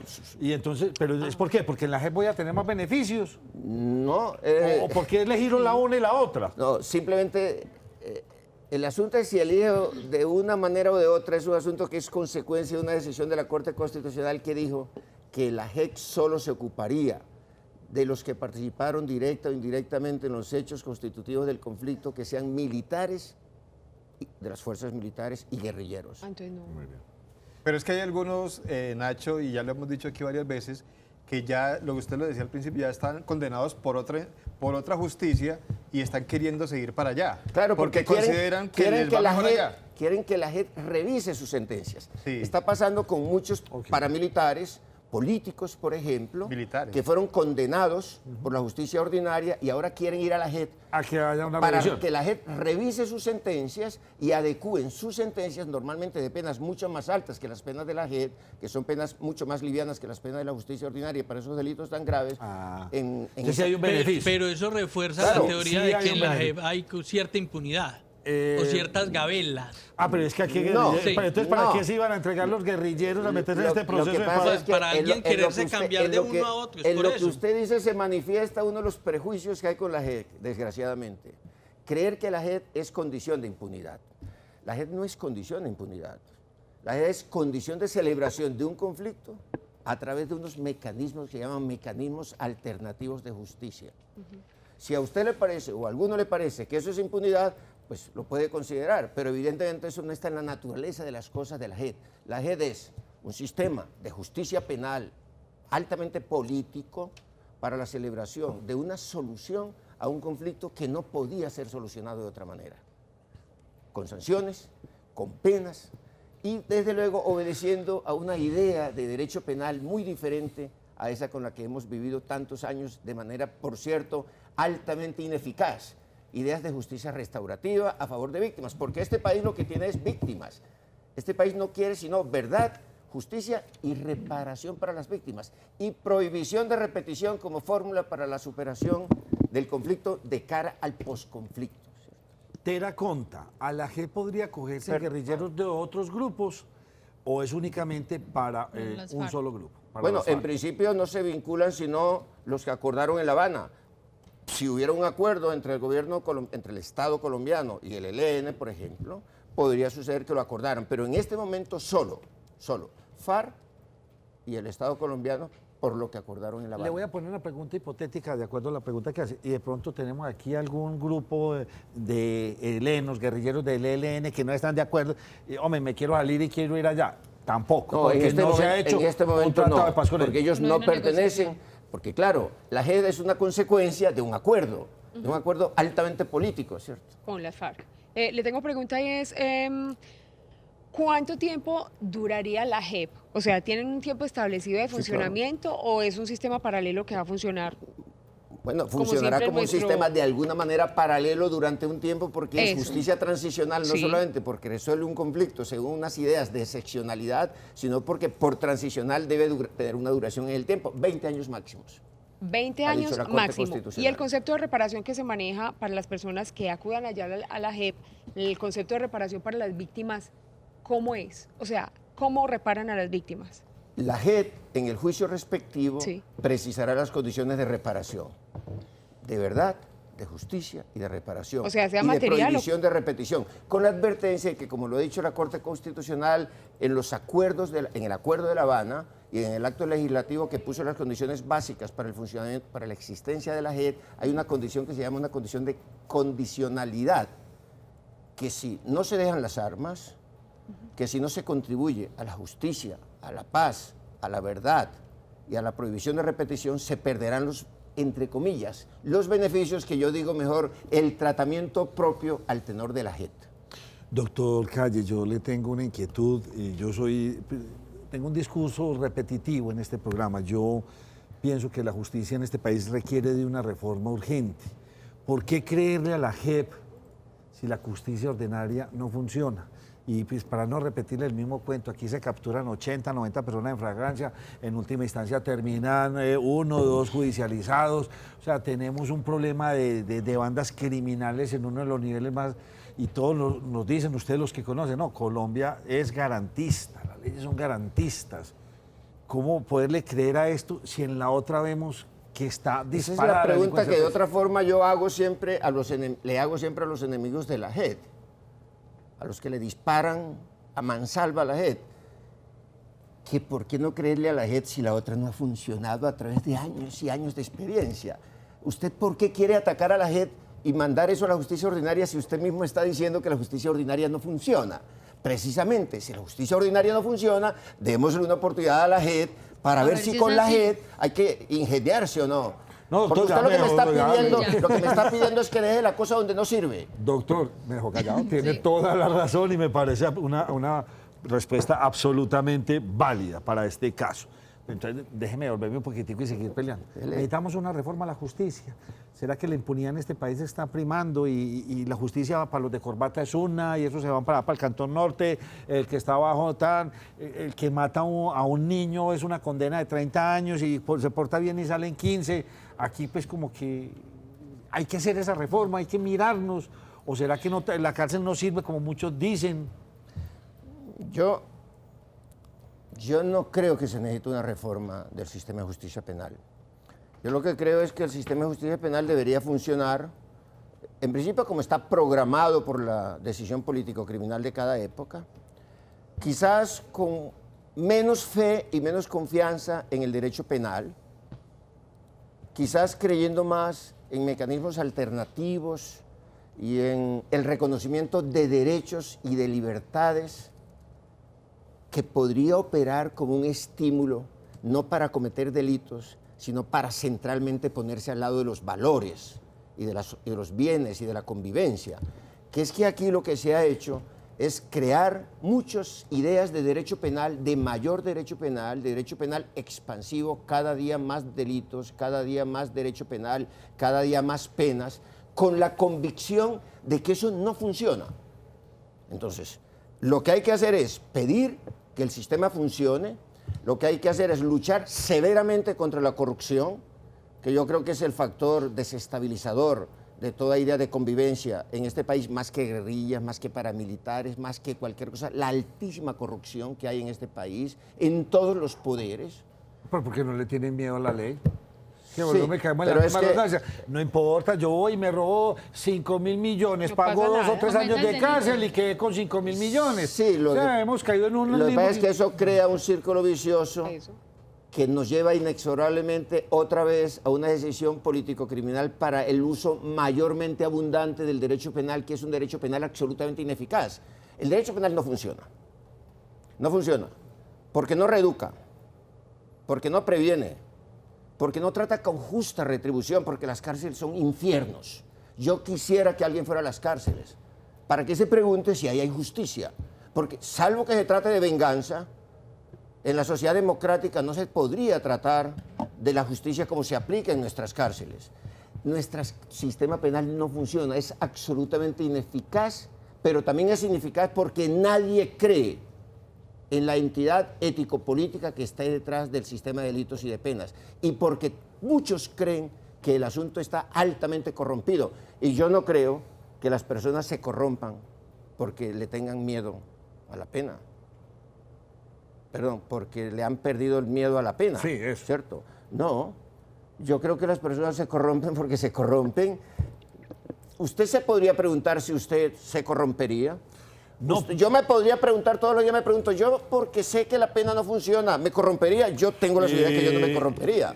Y respetando, pues, pero le digo lo siguiente, yo pues pensaría llévame 20 o 30 gramos de cocaína china, porque sé que eso me lleva a la condena de muerte. O sea, la Sí, piensa o más sea, fácil. hay una cosa que dice, y yo ahí sí Pero digo, sí, perdóneme, pero yo ahí hay- no me corrompo porque está mi vida Claro, en no, pero juego. usted tendría que preguntar una cosa antes.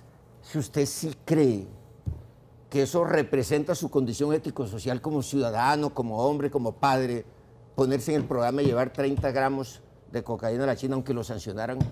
Pero la gente un lo día de hace. prisión. Pero es que el Usted- dinero corrompe. La El gente- dinero Pues, corrompe. porque lo La hacen vida tantas fácil, personas. la Y hay gente que ¿Por qué tiene... lo hacen tantas personas La gente lo diariamente? hace. Pues lo hacen porque trafican, por ejemplo. Sí. No, Porque esta es una trafican, roban celulares, hay de esta es todo. una sociedad absolutamente injusta, absolutamente desigual, absolutamente discriminatoria. ¿Usted cree que con los miles y miles de hombres y mujeres que hay desarrapados, miserables, descamisados, como dicen en Argentina, en esta ciudad, ¿usted cree que hay cómo exigirles a esos señores y esas señoras que no delincan? ¿Y por qué hay tantos que no lo hacen entonces? No, yo lo que digo No, es que vamos al mismo si tema, nosotros porque hay en tantos esta que no no, lo yo me hacen. pregunto es, en esta sociedad, parecería ser que podría discutir esto con Tobón, ¿cierto? Con quien he discutido bastante sobre estas vainas, que se ha vuelto un personaje de buenas a primeras, es un politólogo de alta, no sé, Bueno, yo lo podría discutir con Tobón. ¿Por qué nos asustamos de que haya tanta desviación social, tanta anomia, tanta falta de funcionamiento de normas y de valores en una sociedad que es preñada de desigualdades infames?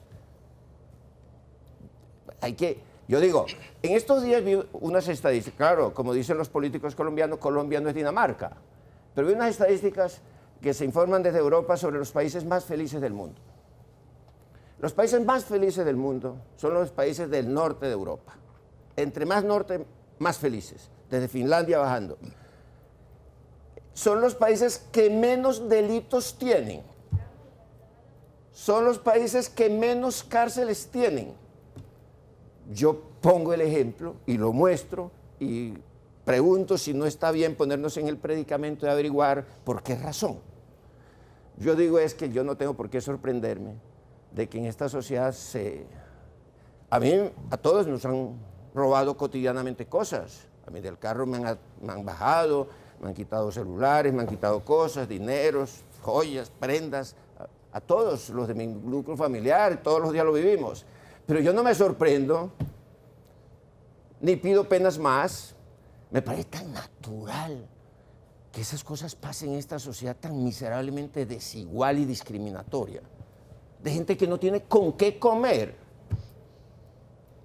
Es decir, ¿de dónde está la legitimidad para exigirle a tanta gente que no tiene cómo comer que sea? Por ejemplo, hay una dimensión del derecho penal Pero que esa se no es la llama... razón. Pena No, pero yo discrepar digo, con yo usted, porque hay conociendo- mucha gente que no lo hace. Sí, Vuelve y lo no, repite. y por ejemplo uno Y conoce no- muchos por qué. delincuentes. Y no tienen Hay recursos. Porque gente que de pronto justificar tiene... eso el y tiene- delito. No, yo no lo hay gente justifico, tiene digo lujo, que lo tiene con explico. qué. Naturalizarlo tampoco, porque entonces No, imagínense. es que yo no creo en el delito natural, ni creo en que haya delincuentes que nacieron delincuentes. Yo lo que digo es que hay circunstancias en que al hombre lo ponen en el predicamento de tener que atentar contra los bienes jurídicos de sus coasociados. Y yo digo que la sociedad lo que tiene que hacer es desbaratar esas condiciones de desigualdad, que la mejor política penal es una magnífica política social.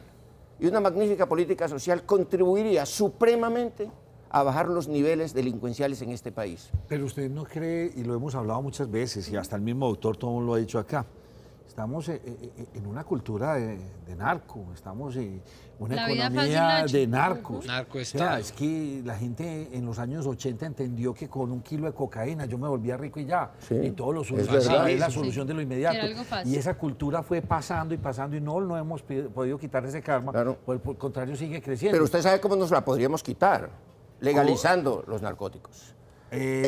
Pudimos haber acabado eso hace años. Nosotros hemos sufrido infamemente el problema del narcotráfico. Los carteles más imponentemente millonarios son los carteles europeos y norteamericanos.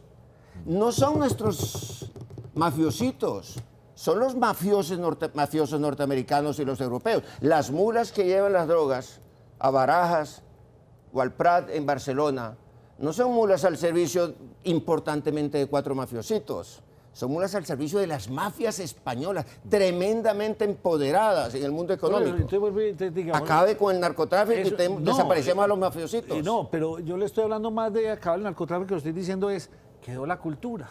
Y esa cultura Claro. del enriquecimiento rápido, por intermedio del robo de un celular, el jaloneo, o sea, todo lo que pasa, rico, yo me robo 3 celulares en el día y me hice 300.000 pesitos, hice el día. no sé cuánto, y me hice el día. Es esa cultura, porque Pero es que uno conoce, aquí muchos están hablando y diciendo eso, no, por Dios, yo soy pobre, pero jamás me Nacho, iría a el perseguir. se levanta, El señor dice ese que- delincuente que levanta mucha a las gente 11 no de lo la noche a hace. cobrar Y no lo extorsión a las hace, 11 de mucha la gente noche. no lo hace. que no lo Claro, hace. pero ¿O eso usted no quiere considera- decir que los que lo hacen no estén compelidos a hacerlo por 1000 necesidades. Yo conozco mucha gente que no lo hace y vive muy miserablemente. Hay gente que Pero eso delinque. no me inhabilita, ni a usted lo podría inhabilitar para preguntarse por la razón del por qué ese. Pero yo tengo Eso es una como, inquietud. perdón, Yo tengo una eso es, inquietud, doctor. perdón, eso es Justificar el tanto, delito, pues, perdón, en si eso. me deja yo le digo, eso es tanto como con mi suegro, por ejemplo, que tiene fincas y dice, no consigue un trabajador, por eso es que hay tanto vago en la vida, porque no quieren trabajar. Pues será verdad, ¿Será verdad que cuando uno no consigue un trabajador es porque hay tantos vagos que no quieren trabajar? ¿O será que cuando una persona no quiere trabajar entonces es porque quiere ser delincuente? Porque nos dimos cuenta que eso es mucho más fácil y mucho más rentable. Entonces la gente va a decir, no voy a ir a trabajar por 600.000 pesos, 700.000 pesos, cuando si atraco a alguien o hago cosas que no debo de hacer, me estoy ganando 1 millón, 2 millones, 5, 7. O sea, es la vida fácil. La vida fácil es lo que ha hecho que muchas personas hoy en día no estén trabajando. Y yo entiendo lo que usted dice sobre el tema económico, pero y me ha tocado, y uno ve incluso estudios que ha hecho la Secretaría de Inclusión Social y demás entidades, donde ellos mismos dicen que hay personas que se compran su paquete de confite, lo venden y a las 2, 3 horas ya tienen la plata del día y no trabajan más porque con eso viven. Entonces decir de que realmente la gente hace ese tipo de cosas porque no tiene con qué, diría uno que muchas veces lo hace porque le gusta y porque ve que es mucho más fácil. Yo lo que creo es que hay un mundo, en el contexto de donde esas cosas suceden, hay un mundo de manifiesta desigualdad que si usted lo mejorara, lo nivelara, le quitaría delincuencia a la calle. Y yo he visto los programas políticos de los candidatos. Oiga, todos pero- están de acuerdo conmigo. No, yo también estoy de acuerdo Sí, con en usted. O sea, Pero- hágale por un lado, Pero pero venga. por el otro lado también endurezca. O sea, haga sentir las leyes. O sea, es como tener los hijos. Yo te doy, pero te exijo. O sea, pero esto, pues, no. Sí, vamos a darle, sí, hay que acabar con la diferencia social. Pero por el otro lado hay que templar. Germán, nos cogió la noche para el corte y nos tenemos Bueno, que ir. rápidamente la pregunta. Con la delincuencia, digamos, de la calle, de las personas que no tienen oportunidades, según lo que usted manifiesta, pero entonces los que son ricos y siguen robando, ¿por qué? Sí. O sea, eso uno no entendería una persona que tiene mucha plata y Si los el ve uno campo ya involucrados tiene y con la mejor lo que educación. Mire, el otro día nos decían aquí, los más corruptos son de determinada universidad, para no hablar de esa universidad. Y con los doctorados y posgrados, lo que usted quiera, y son los tumbadores de los grandes Bueno, pero proyectos. nadie ha Todos dicho- los nuevos perdón. carteles no son precisamente de pobres. No, los pero- carteles de pero los yo- alimentos, no, de los no, pañales, no. son los carteles de gente No. con plata que quiere más La plata. señora tendría razón. Es decir, la pregunta apuntaría que yo estoy naturalizando el delito o a que yo estoy suponiendo que algunos nacen delincuentes y que otros no. Yo lo que he dicho es que hay condiciones que, por ejemplo, para cierto tipo de delincuencia explicarían ese tipo de delincuencia. Mostrarían algunas razones que hay que preguntarse por las razones de la delincuencia. Porque Las si no nos causas. preguntamos por las razones de la delincuencia, por sus causas, no hay cómo mejorar el proceso. Salvo que convirtiéramos esto en una especie de sociedad del terror, que a todos los que medianamente delincuieran para la cárcel. ¿Cierto? Delinquieran para la cárcel. Yo lo que he dicho es, Eso no sería lo ideal. todos los que delincan para la cárcel, pues sí y no. Más bien implementar un sistema de Sí y no. socialización. que Nadie sirva. dice que no. Nosotros tenemos un sistema de delitos y de penas durísimo, severísimo. Nosotros tenemos penas de hasta 60 años de prisión. En Europa batallan porque la pena de prisión no suba de 10 años efectivamente. Nosotros tenemos penas de hasta 60 años de prisión. Pero se cumplen con efectividad. Si le dicen Pero 20, no, son pero 20. no se Si en cambio acá cumplen, son ese es el 60, problema. Pues, No pues, se sí, pero, cumplen. pero entonces eso no es una Entre- exigencia que hay que hacerle al delincuente, ni es un cuestionamiento que hay que hacerle al delincuente, sino al sistema de administración de justicia penal Por para eso. preguntar por qué no funciona. ¿Por qué no funciona el sistema de justicia penal? Pero yo iba a decir con la pregunta del señor, los potentados son seres humanos y delinquen por 1000 razones. No es verdad que el delito siempre se explica por la pobreza social o por la pobreza cultural. Yo he dicho es que en una sociedad altamente desigual hay cierto tipo de delincuencia, evidentemente. Pero es verdad que muchos potentados delinquen, y delinquen mucho. Hay que luchar contra los delitos de los potentados. Lo que pasa es que nuestro sistema penal, por cierto, es tan manifiestamente desigual que trata muy severamente a los miserables y trata muy benévolamente a los poderosos. Ahí me dio usted Eso la sí. razón. Sí, sí, hay que hacer cambiarlo. Una Ahí reforma sí. a la Pues justicia. sí. No, no Doctor, una reforma, aplicar Oye, el sistema de justicia penal. Usted el que abrió ahí está. un debate maravilloso, nunca habíamos tenido la oportunidad de debatir. Además, usted ha estudiado esto y bastante. Usted no es aquí cualquiera parecido, doctor en Derecho, el doctor Calle. Yo le agradezco por habernos acompañado. Me abrió la cabeza, me pone a pensar en muchas cosas y seguiremos haciendo este debate aquí desde la región, porque en Antioquia tenemos de qué hablar. Este debate hay que abrirlo a todas las regiones. No es lo mismo lo que ocurre con la delincuencia en Bogotá, en La Guajira, que con nuestro acontecer en Antioquia o en el Valle del Cauca. Esto tiene que cambiar y no puede ser una visión. Y vuelvo y digo, toca decirlo, Germán, en mi concepto personal, porque no es la verdad absoluta, pero ¿Tener seguiremos diferentes trayendo... puntos de vista, Nacho? Sí, tenemos Claro. puntos de vista y seguiremos trayendo especialistas. ¿Quién me va a hacer una recomendación, Germán? Y le No, reitero le- el agradecimiento por Muchas haberme gracias. acompañado. Ya me puedo... Tranquilo, Muchas ya va. Tenemos recomendaciones, Lina y yo, Nacho, porque vamos a hablar de pensiones y cuando hablamos de pensiones y todo lo que usted quiera saber sobre esto, pues qué mejor que Es tu futuro de la doctora Paula Andrea Escobar Sánchez, que es abogada especialista en Derecho Laboral y Pensiones.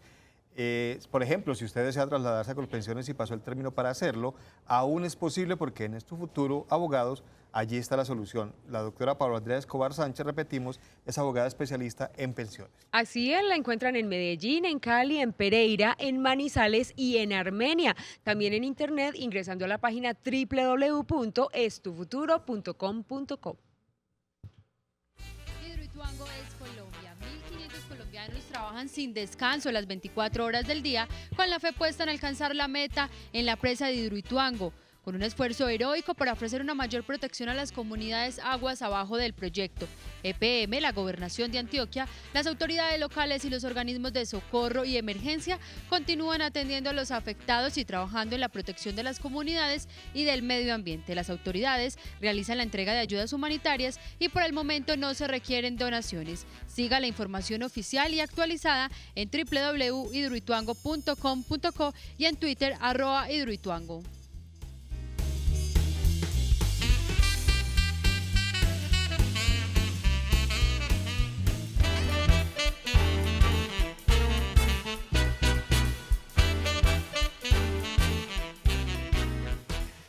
Este es un tema bastante importante y hemos decidido seguir trayendo invitados desde varias ópticas y desde varias regiones. Y el invitado que teníamos hace un momento es una persona muy estudiada. Él no es un abogado, es un doctor en Derecho. Ya, o sea, está en el tope, debe conocer mucho el tema. Pero es abrir los ojos frente a ese asunto que todos reclamamos y que yo, pues, hay veces digo, yo creo tener la razón, necesitamos más penas, ser más estrictos, pero tal vez ese no es el camino correcto, cómo lograr mediar entre muchas cosas. Pero yo pienso que este clamor de los ciudadanos que estamos cansados de los robos, del hurto, del narcotráfico, de la venta de droga, de tanta cosa, por Dios, nos vamos a tener que alinear y empezar a hablar. Nacho, es que el invitado, de cierta forma, yo estoy de acuerdo con él cuando él dice que hay que tener muchas más oportunidades y seguramente teniendo esas oportunidades se va a mermar la brecha, y lo que él decía es real. Es de pronto en lo que coinciden con todos los candidatos a la presidencia de la República. Si tenemos más educación, si tenemos más empleo, eso es cierto, se puede disminuir esa brecha y de pronto muchas personas al tener más oportunidades no llegan a la calle, pero en lo que yo insisto, Nacho, que no estoy de acuerdo, es decir que una persona es delincuente por la situación en la que se encuentra el país, porque incluso yo recuerdo la vez que nos decía el secretario de Inclusión Social y que yo les contaba la noticia y por eso hacía referencia al tema, el día que hicieron un experimento de cuánto se podía recoger un habitante o una persona en condición de calle en un momentico, 20, 30 mil pesos, y tal vez a muchos no nos sale el día en 30 mil pesos en menos de 1 hora o 2 horas. Entonces también es un tema de qué tan fácil se nos ha vuelto la vida y qué tan fácil es decir, yo no hago esto porque me sale más fácil pedir o me sale más fácil llegar a una cantidad me encanta de ese ejemplo. situaciones. ¿Cuál fue el ejemplo Es que verdad. pusieron en estos días de un mercadito o algo así, que la gente pusiera la plata?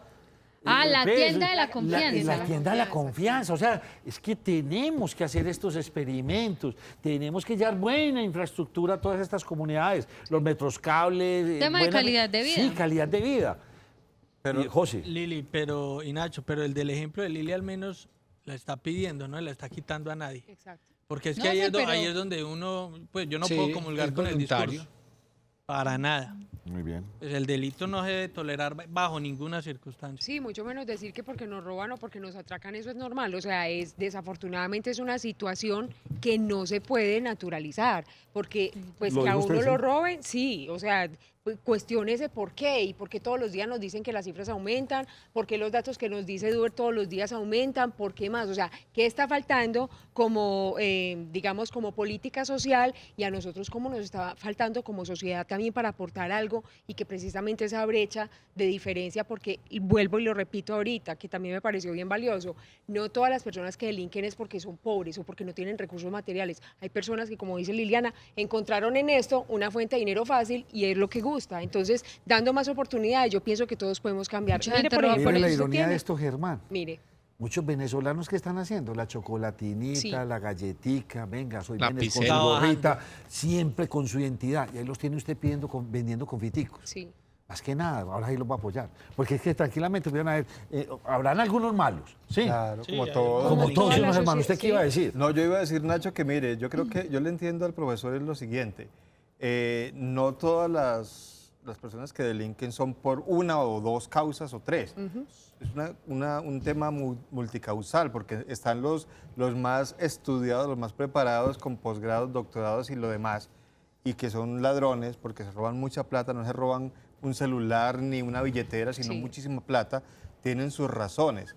Pero yo diría que esa razón y la razón del que es de otro nivel, otro tipo de delincuente, y el narcotraficante, y el que lo atraca a uno, y el que roba, el que viola, el que lo que usted quiera, todo tiene una causa. Y él se quería enfocar en esa delincuencia que nos toca a todos al día a día, que es el que roba, el que lo intenta matar a uno por un celular. Muchas personas, no necesariamente porque no tengan nada más que hacer o falta de oportunidades, pero puede haber mucha gente que sí. Entonces ¿dónde está la solución? Pues que hace rato venimos hablando de esto. Que meterlos a las cárceles, pues es que mire que meten a las cárceles y ya no hay dónde meterlos porque ya no hay cárceles, pero el problema no se acaba. O sea, serán las penas, serán cárceles, entonces hay que meter a todo el mundo a la cárcel y sí se acabará el problema. ¿Son esas las causas realmente? ¿Se están atacando las causas? Hay que investigar realmente qué es lo que provoca eso.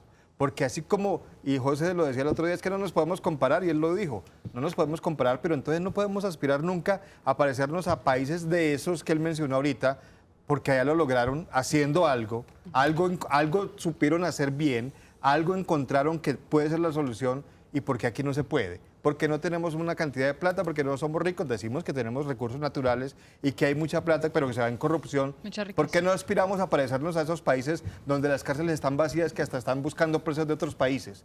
Eso es una cosa ridícula, suena como chistoso, pero es verdad en Holanda, en Andémoslos otros de países acá. como en Dinamarca. No hay presos porque no hay delincuencia, porque ellos sí pueden. Porque nos vamos a quedar nosotros condenados, y cuando el profesor decía, es que ya nos parece normal, porque es que aquí esto es normal, lamentablemente, y no es que nos guste, simplemente nos acostumbramos a eso porque aquí las causas no se atacan. Queremos es buscar, digamos que, como hablando de Hidroituango, el abogado río arriba, y Sí, de pronto sí. está ese río abajo. Yo pienso que nos están diciendo una gran mentira. Aquí Jorge Iván Ángel me dice, Germán, empecé un curso de carpintería como hobby en el SENA, hay muchos cursos gratuitos, ni siquiera se pueden empezar por falta de inscritos. Es más fácil robar o pedir limosna. Nos volvimos una sociedad facilista. Hemos traído a este programa a contarles noticias positivas, porque no todo es negativo, de becas. Lo hemos traído Sí. desde el sector privado, como nos lo mostró Leonisa, así como las personas que trajimos ustedes, donde estamos dando becas para que nuestros jóvenes se preparen, se capaciten, estudien. La tarea se está haciendo, que falta, pero que el trabajo se está llevando a cabo, se está llevando a cabo.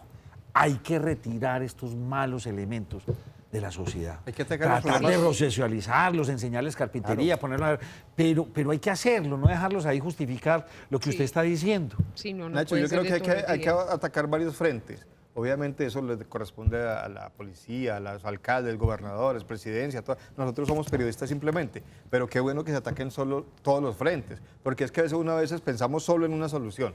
Entonces, cárceles y penas, sí, claro, eso hay que hacerlo, pero entonces hay otros factores que podrían estar influyendo en esto, y parece que el tema de la seguridad es lo que más le preocupa a todo el mundo, y cuando vemos que capturan gente nos sentimos como un poquito más tranquilos, pero resulta que capturaron a este y ya está el reemplazo ahí abajo. Y capturan al siguiente y hay otro reemplazo. O sea, eso es una hidra que nunca... Muchachos. Cabeza que le mochan, cabeza que le nace. Hablaba con el que vende aquí abajo, tiene un carrito que vende cositas de pollo y papitas a la francesa. Sí. Hablaba con él, por Dios, qué ejemplo. Varado, no conseguía, logró conseguir el prestamito de muy Ay, poquita plata, total. montó su carrito y ahí se la pasa todo el día. Sí. Desde las 8 de la mañana, dice, vivo bien, tranquilo. Y no Fue para de creativo. trabajar. Hablé con un Honradamente cartagenero que trabajando. está por allí en la 10, Es un tema de voluntad, Nacho, vendiendo total. arepas de... ¿De qué es? Venezolanas. No, arepa de huevo. Arepa de Ay, huevo. cosa más rica. Son Y ricas. mío, ahí empecé vendiendo esto y mire, y voy bien. Por Dios, y lo están haciendo y van buscando su espacio. Nosotros los criticamos, yo los he criticado. Hombre, cumpla con las normas de higiene, haga esto. Métase en unas normas que no son tan complejas, pero que se pueden hacer cosas. en muchas partes. Pero bueno, vamos con una ronda final. Duber está como triste. No, Nacho, Vamos a es seguir que no trayéndole se todos los puede invitados normalizar, al lado no se de puede Duber. normalizar el delito. Duber, todos los invitados a su lado. Nacho, y hablando de delitos, pues le cuento que en las últimas horas fueron capturados 31 personas señaladas de pertenecer a las bandas delincuenciales Los Cardona y Los Carmelo, que operan en los municipios de Santa Bárbara y La Pintada. Hasta allí llegaron cerca de 320 hombres de la Fuerza Pública, de la Policía del Departamento de Antioquia, realizaron 28 inspecciones de allanamiento y lograron dar con la captura de estas 31 personas señaladas, Nacho, de vender, de la venta de estupefacientes y de algunos homicidios en estos dos municipios. Dice también las autoridades que fueron ocupados 11 inmuebles con fines de extinción de dominio y se demolieron 3 inmuebles más. También se decomisó una camioneta que estaba al servicio precisamente de toda esta venta de estupefacientes. Como se los hemos contado, pues ya no operan simplemente en un lugar, en una casa, sino que los llevan a domicilio, los mueven por todo lado a La pregunta petición. que le hicimos al doctor. ¿Qué hay con estos señores? ¡Guárdelos! Sí. 30 años. Pues miren, Nacho, estas 31 personas, según las autoridades, movían en cerca de 360.000 dosis personales al año, vendiendo obviamente los estupefacientes en los dos municipios. Doña Liliana, ¿qué nos va a contar? Vea, Nacho, le voy a contar ya, el departamento de Antioquia está preparado para las elecciones presidenciales de este domingo y nos entregaban el reporte. Solo hay novedad en 2 municipios o en 2 zonas. Uno de ellos tiene que ver con Puerto Valdivia, como todo lo que se ha venido haciendo con el tema de evacuación por el proyecto de la hidroeléctrica Ituango. Una de esas mesas tuvo que ser trasladada a la cabecera municipal, que es donde en este momento están albergadas las personas que fueron evacuadas. Y también una novedad en el municipio de Caucasia. Recuerden, Nacho, que hace poquito se mostraron algunas imágenes que se decía que lo que estaba pasando por el proyecto. Dice la Secretaría de Gobierno que ya se han presentado inundaciones en algunas zonas, por eso van a tener que fusionar uno de los puestos de votación que tenían allí. Dicen que el umbral de votación es de 4.726.629 personas en el departamento de Antioquia, que se tienen instalados 1.037 puestos de votación. En total son 12.391 mesas y se van a tener 13.000 personal del ejército uniformados como tal y 12.000 policías, es decir, cerca de 25.000 uniformados van a estar custodiando las diferentes elecciones. Se va a instalar el puesto de mando unificado desde el comando de la policía del departamento de Antioquia y también se habilitaron algunas líneas para que las personas hagan denuncias en caso de fraude electoral. Doña Lina Moreno. Pues le voy a contar, Nacho, que el gobernador de Antioquia firmó la ordenanza, el proyecto de ordenanza para constituir la provincia del agua y el turismo, y allí hacen parte 12 municipios del oriente antioqueño. Se los voy a leer rápidamente. Están Alejandría, Concepción, Cocorná, Guatapé, Granada, Marinilla, El Peñol, San Luis, San Francisco, San Rafael, San Carlos y San Vicente. Y como lo manifiesta pues el alcalde de Marinilla, el señor Edgar Villegas, ellos están felices porque ya no va a ser, por ejemplo, la problemática de un municipio, sino que va a ser en conjunto total. De igual manera se van a beneficiar todos estos municipios porque lo que quieren es que tengan un crecimiento que sea notorio en el área tan importante que le acabo de mencionar, porque todos ellos, digamos que van a hacer una conexión bien importante. Esto pretende, precisamente a través de esta ordenanza, es que haya un crecimiento económico, que haya una sostenibilidad fiscal, equidad social, sostenibilidad, mejor dicho, todos los beneficios para los habitantes de estas regiones tan importantes de nuestro departamento. Don Germán Mendoza. Nacho, mire, situación grave, disidencias de las FARC bloquearon la vía desde el mediodía que comunica los municipios de Tame y Arauca, en Arauca, la capital del departamento, en un sitio conocido como Las Cruces, cerca a Arauquita, que es un municipio fronterizo. Hombres armados y colocaron estos pasacalles, conmemorando supuestamente el aniversario 54 de ese grupo guerrillero de las FARC. A los conductores los obligaron a bajarse y atravesar los vehículos y algunas llantas fueron pinchadas. Dijeron pues las personas que presenciaron lo que estaba ocurriendo allí, disidencias de las FARC dicen que todavía como que creen que ese grupo pues sigue en armas, como que no les han avisado que las FARC se acabaron. ¿Usted cree que eso se acabó? Pues por eso toqué la campanita. Eso demuestra. No, digo yo que ahí en el grueso de las FARC supuestamente se convirtieron en partido político. Se acabó. Es Eso- grave, ¿Usted cree que se grave, por acabó? eso decía que grave. Ese tipo ¿Usted de cree que se actos acabó? demuestran que no se acabó. ¿Se acabó? Duber. No, Nacho. Qué pesar. Tristísimo, don José. Nacho, y al principio le estaba hablando de los reportes que tiene Fenalco a través de Procrédito y Fenalcobra, y que daba Marisabel Forero, gerente de esta área en Fenalco, de la cartera de crédito y vencida. Y dentro de los malos datos que hay y el aumento en la cartera vencida que Nacho se está presentando desde septiembre del año pasado por muchos motivos, pero ellos destacan 3: proceso de paz. Es la cartera de Fenalco, sí, lo que le den a Fenalco. de Procrédito. Ya, de Procrédito. Okay. Ya, y las causas, o mejor, ¿a partir de qué punto? Del proceso de paz, el cambio climático y la proximidad de las elecciones, que la gente no está pagando, le perdió el temor a pagar las deudas en los establecimientos de comercio.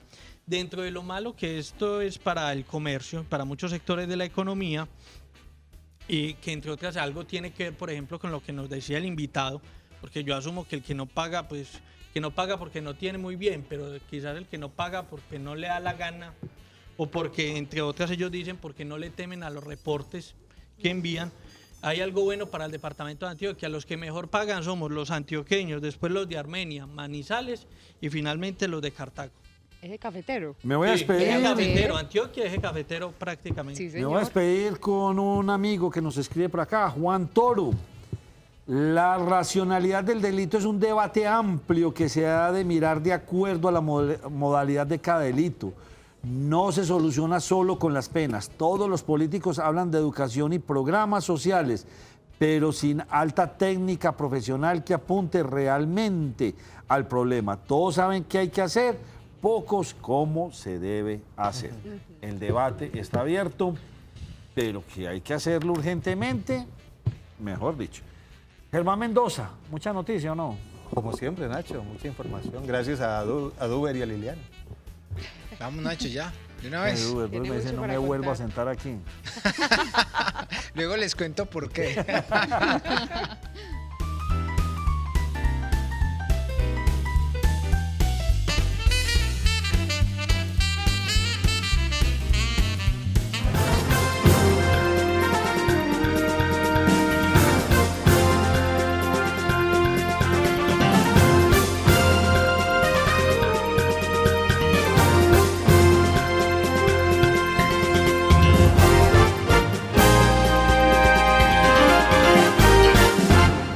¿Qué tal? Buenas noches, soy Germán Mendoza, bienvenidos a Cosmovisión Noticias y comenzamos con buenas noticias. Se cumplió la meta, se llegó a la cota 410 en la represa de Hidroituango. Esto permite que se pueda evacuar el agua del río Cauca a través del vertedero y que se baje la alerta de roja a naranja.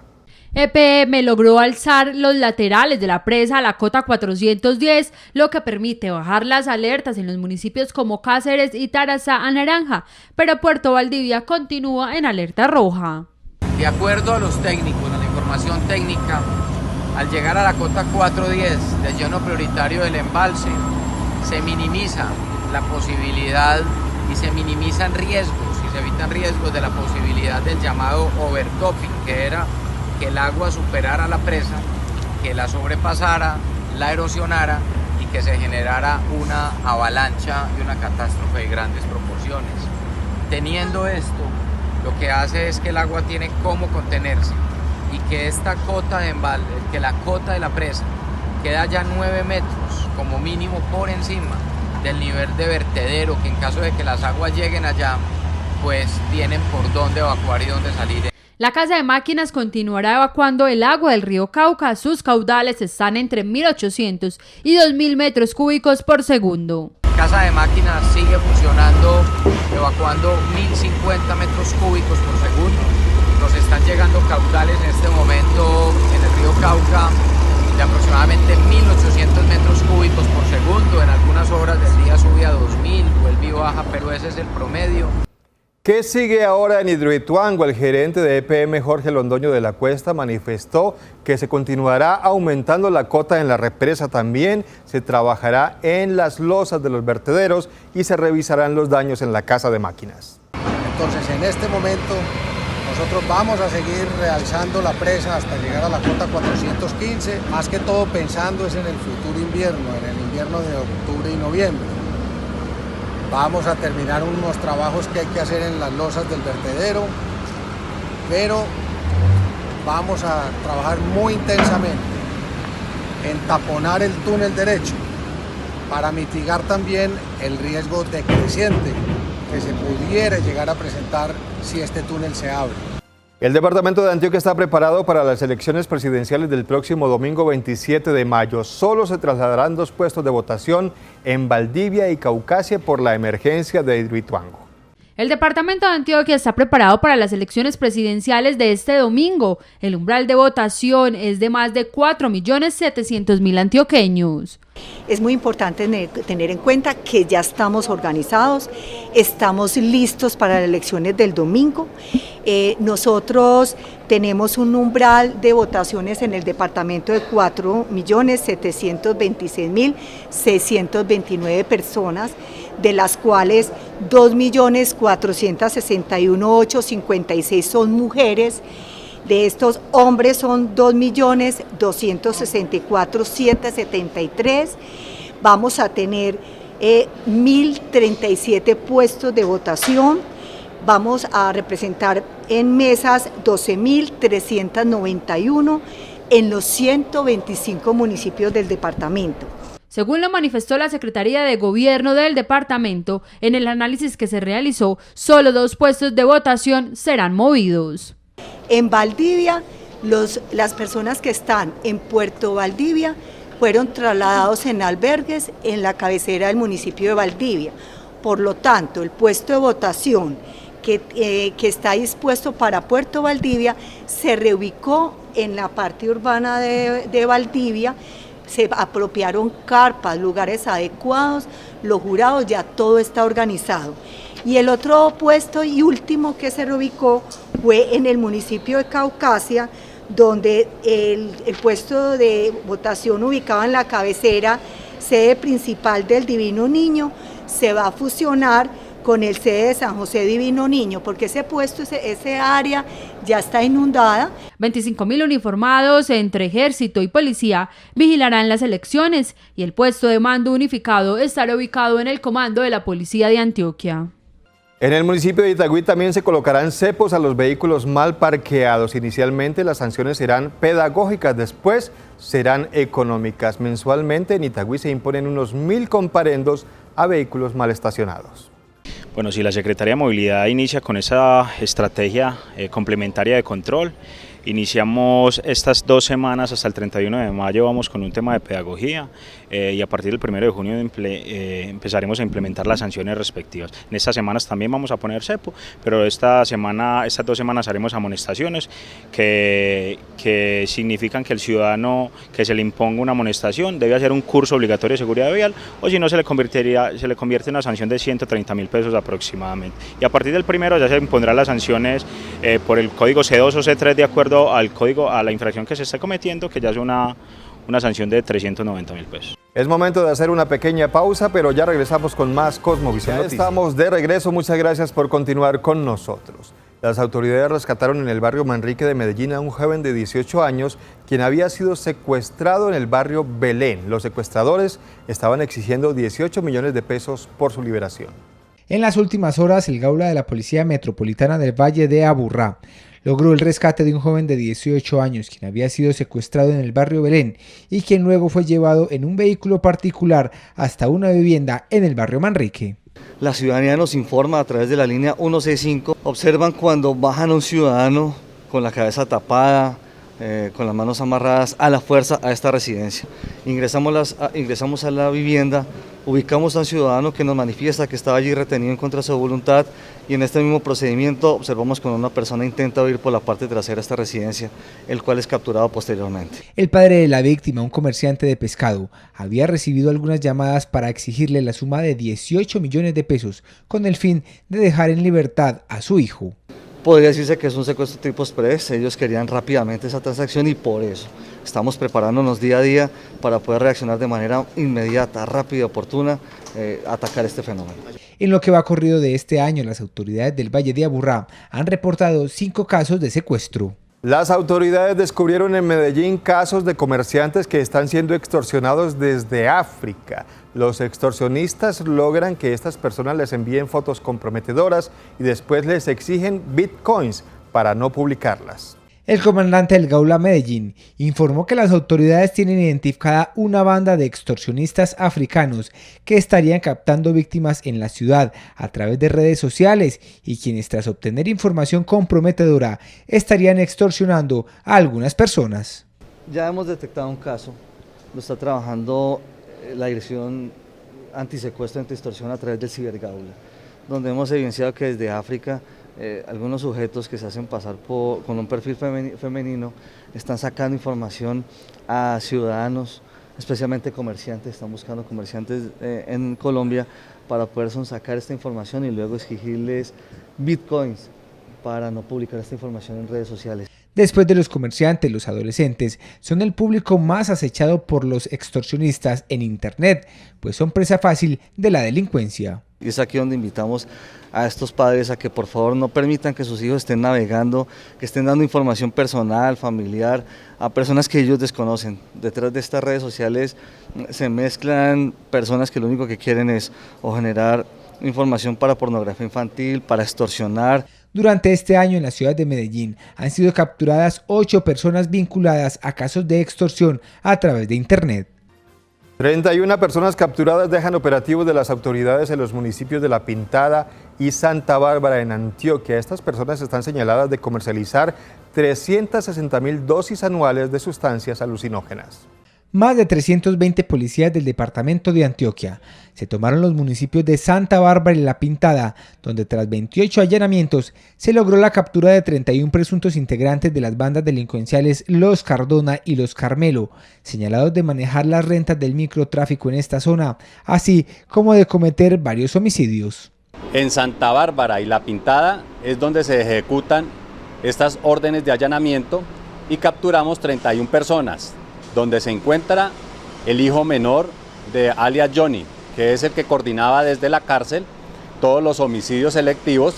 Es de resaltar de que se le incauta a estas personas gran cantidad de estupefacientes, Bárbara y La Pintada, armas de fuego, 200 cartuchos, 200 millones del ilícito del narcotráfico y microtráfico. En este operativo también fueron ocupados 11 inmuebles con el fin de extinción de dominio y se demolieron 3 más. Se decomisó un vehículo. Los capturados fueron dejados a disposición de las autoridades competentes por el delito de concierto para delinquir agravado, porte, tráfico o fabricación de estupefacientes e instrumentalización de menores. Una damnificada por la emergencia de Hidroituango en el municipio de Valdivia pretendía llevar a España 12 kilos de cocaína camuflados en 2 pesadas maletas. En las últimas horas, las autoridades reportaron la captura en el aeropuerto de Bogotá de una mujer proveniente de Valdivia, quien pretendía viajar a España llevando más de 12 kilos de cocaína en 2 maletas, donde transportaba varias prendas de vestir. Ante la difícil situación por la que viene atravesando la región por cuenta del río Cauca, la mujer de 52 años tomó la decisión de hacerle el juego al narcotráfico y fue sorprendida cuando transitaba por el muelle internacional del aeropuerto El Dorado de Bogotá. En una revisión hecha a las maletas, las autoridades encontraron la ropa de la pasajera doblada y almidonada, como si estuviera húmeda, y fue allí donde encontraron los 12 kilos del alcaloide. Según las autoridades, los narcotraficantes humedecen las telas con la cocaína diluida para luego secarla y doblarla cuidadosamente dentro de las maletas. Los invitamos a continuar con nosotros porque después de la pausa llega toda la información deportiva en Cosmovisión Noticias. Buenas noches, bienvenidos a los deportes en Cosmovisión Noticias. Mañana culmina la fase de grupos para Atlético Nacional en Copa Libertadores. Se enfrenta a Colo-Colo de Chile. El equipo verde tendrá una baja y un regreso en la defensa. Este jueves Atlético Nacional tiene un duro reto ante Colo-Colo de Chile para continuar en competencia en Copa Libertadores. El Rey de Copas puso en riesgo su continuidad en el torneo de clubes más importante de América, luego de caer antes del fin la fecha anterior, razón por la cual deberá salir a conseguir un punto para asegurar su paso a la siguiente ronda o un triunfo para consolidarse como el líder del grupo.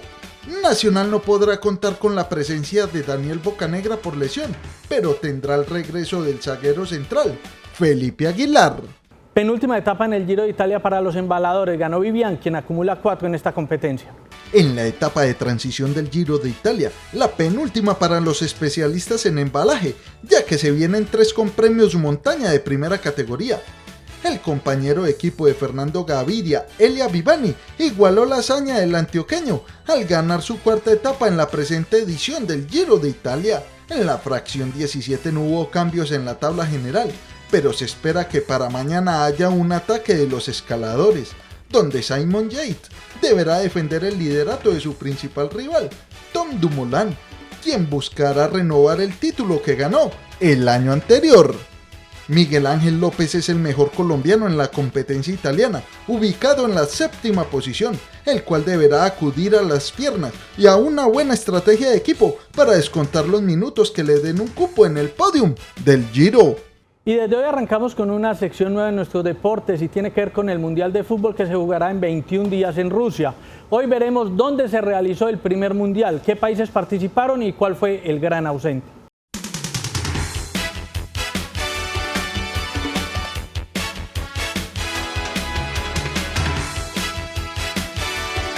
Dentro de las curiosidades está la realización del primer Mundial de Fútbol en 1930, donde cualquiera creería que fue en un país europeo, pero en realidad se realizó en Sudamérica. Para celebrar el centenario de Uruguay, la FIFA lo eligió como sede de la primera cita orbital de la historia. Adicional a eso, se proclamó como el primer campeón del Mundial de Fútbol, derrotando en la final a Argentina 4-2 en Montevideo. En esta primera edición del torneo de fútbol más importante del mundo, contó con la presencia de 13 selecciones, donde el gran ausente fue el combinado colombiano. Y así llegamos al final de esta emisión de Cosmovisión Noticias. Muchas gracias a todos ustedes por su compañía. Que tengan una feliz noche.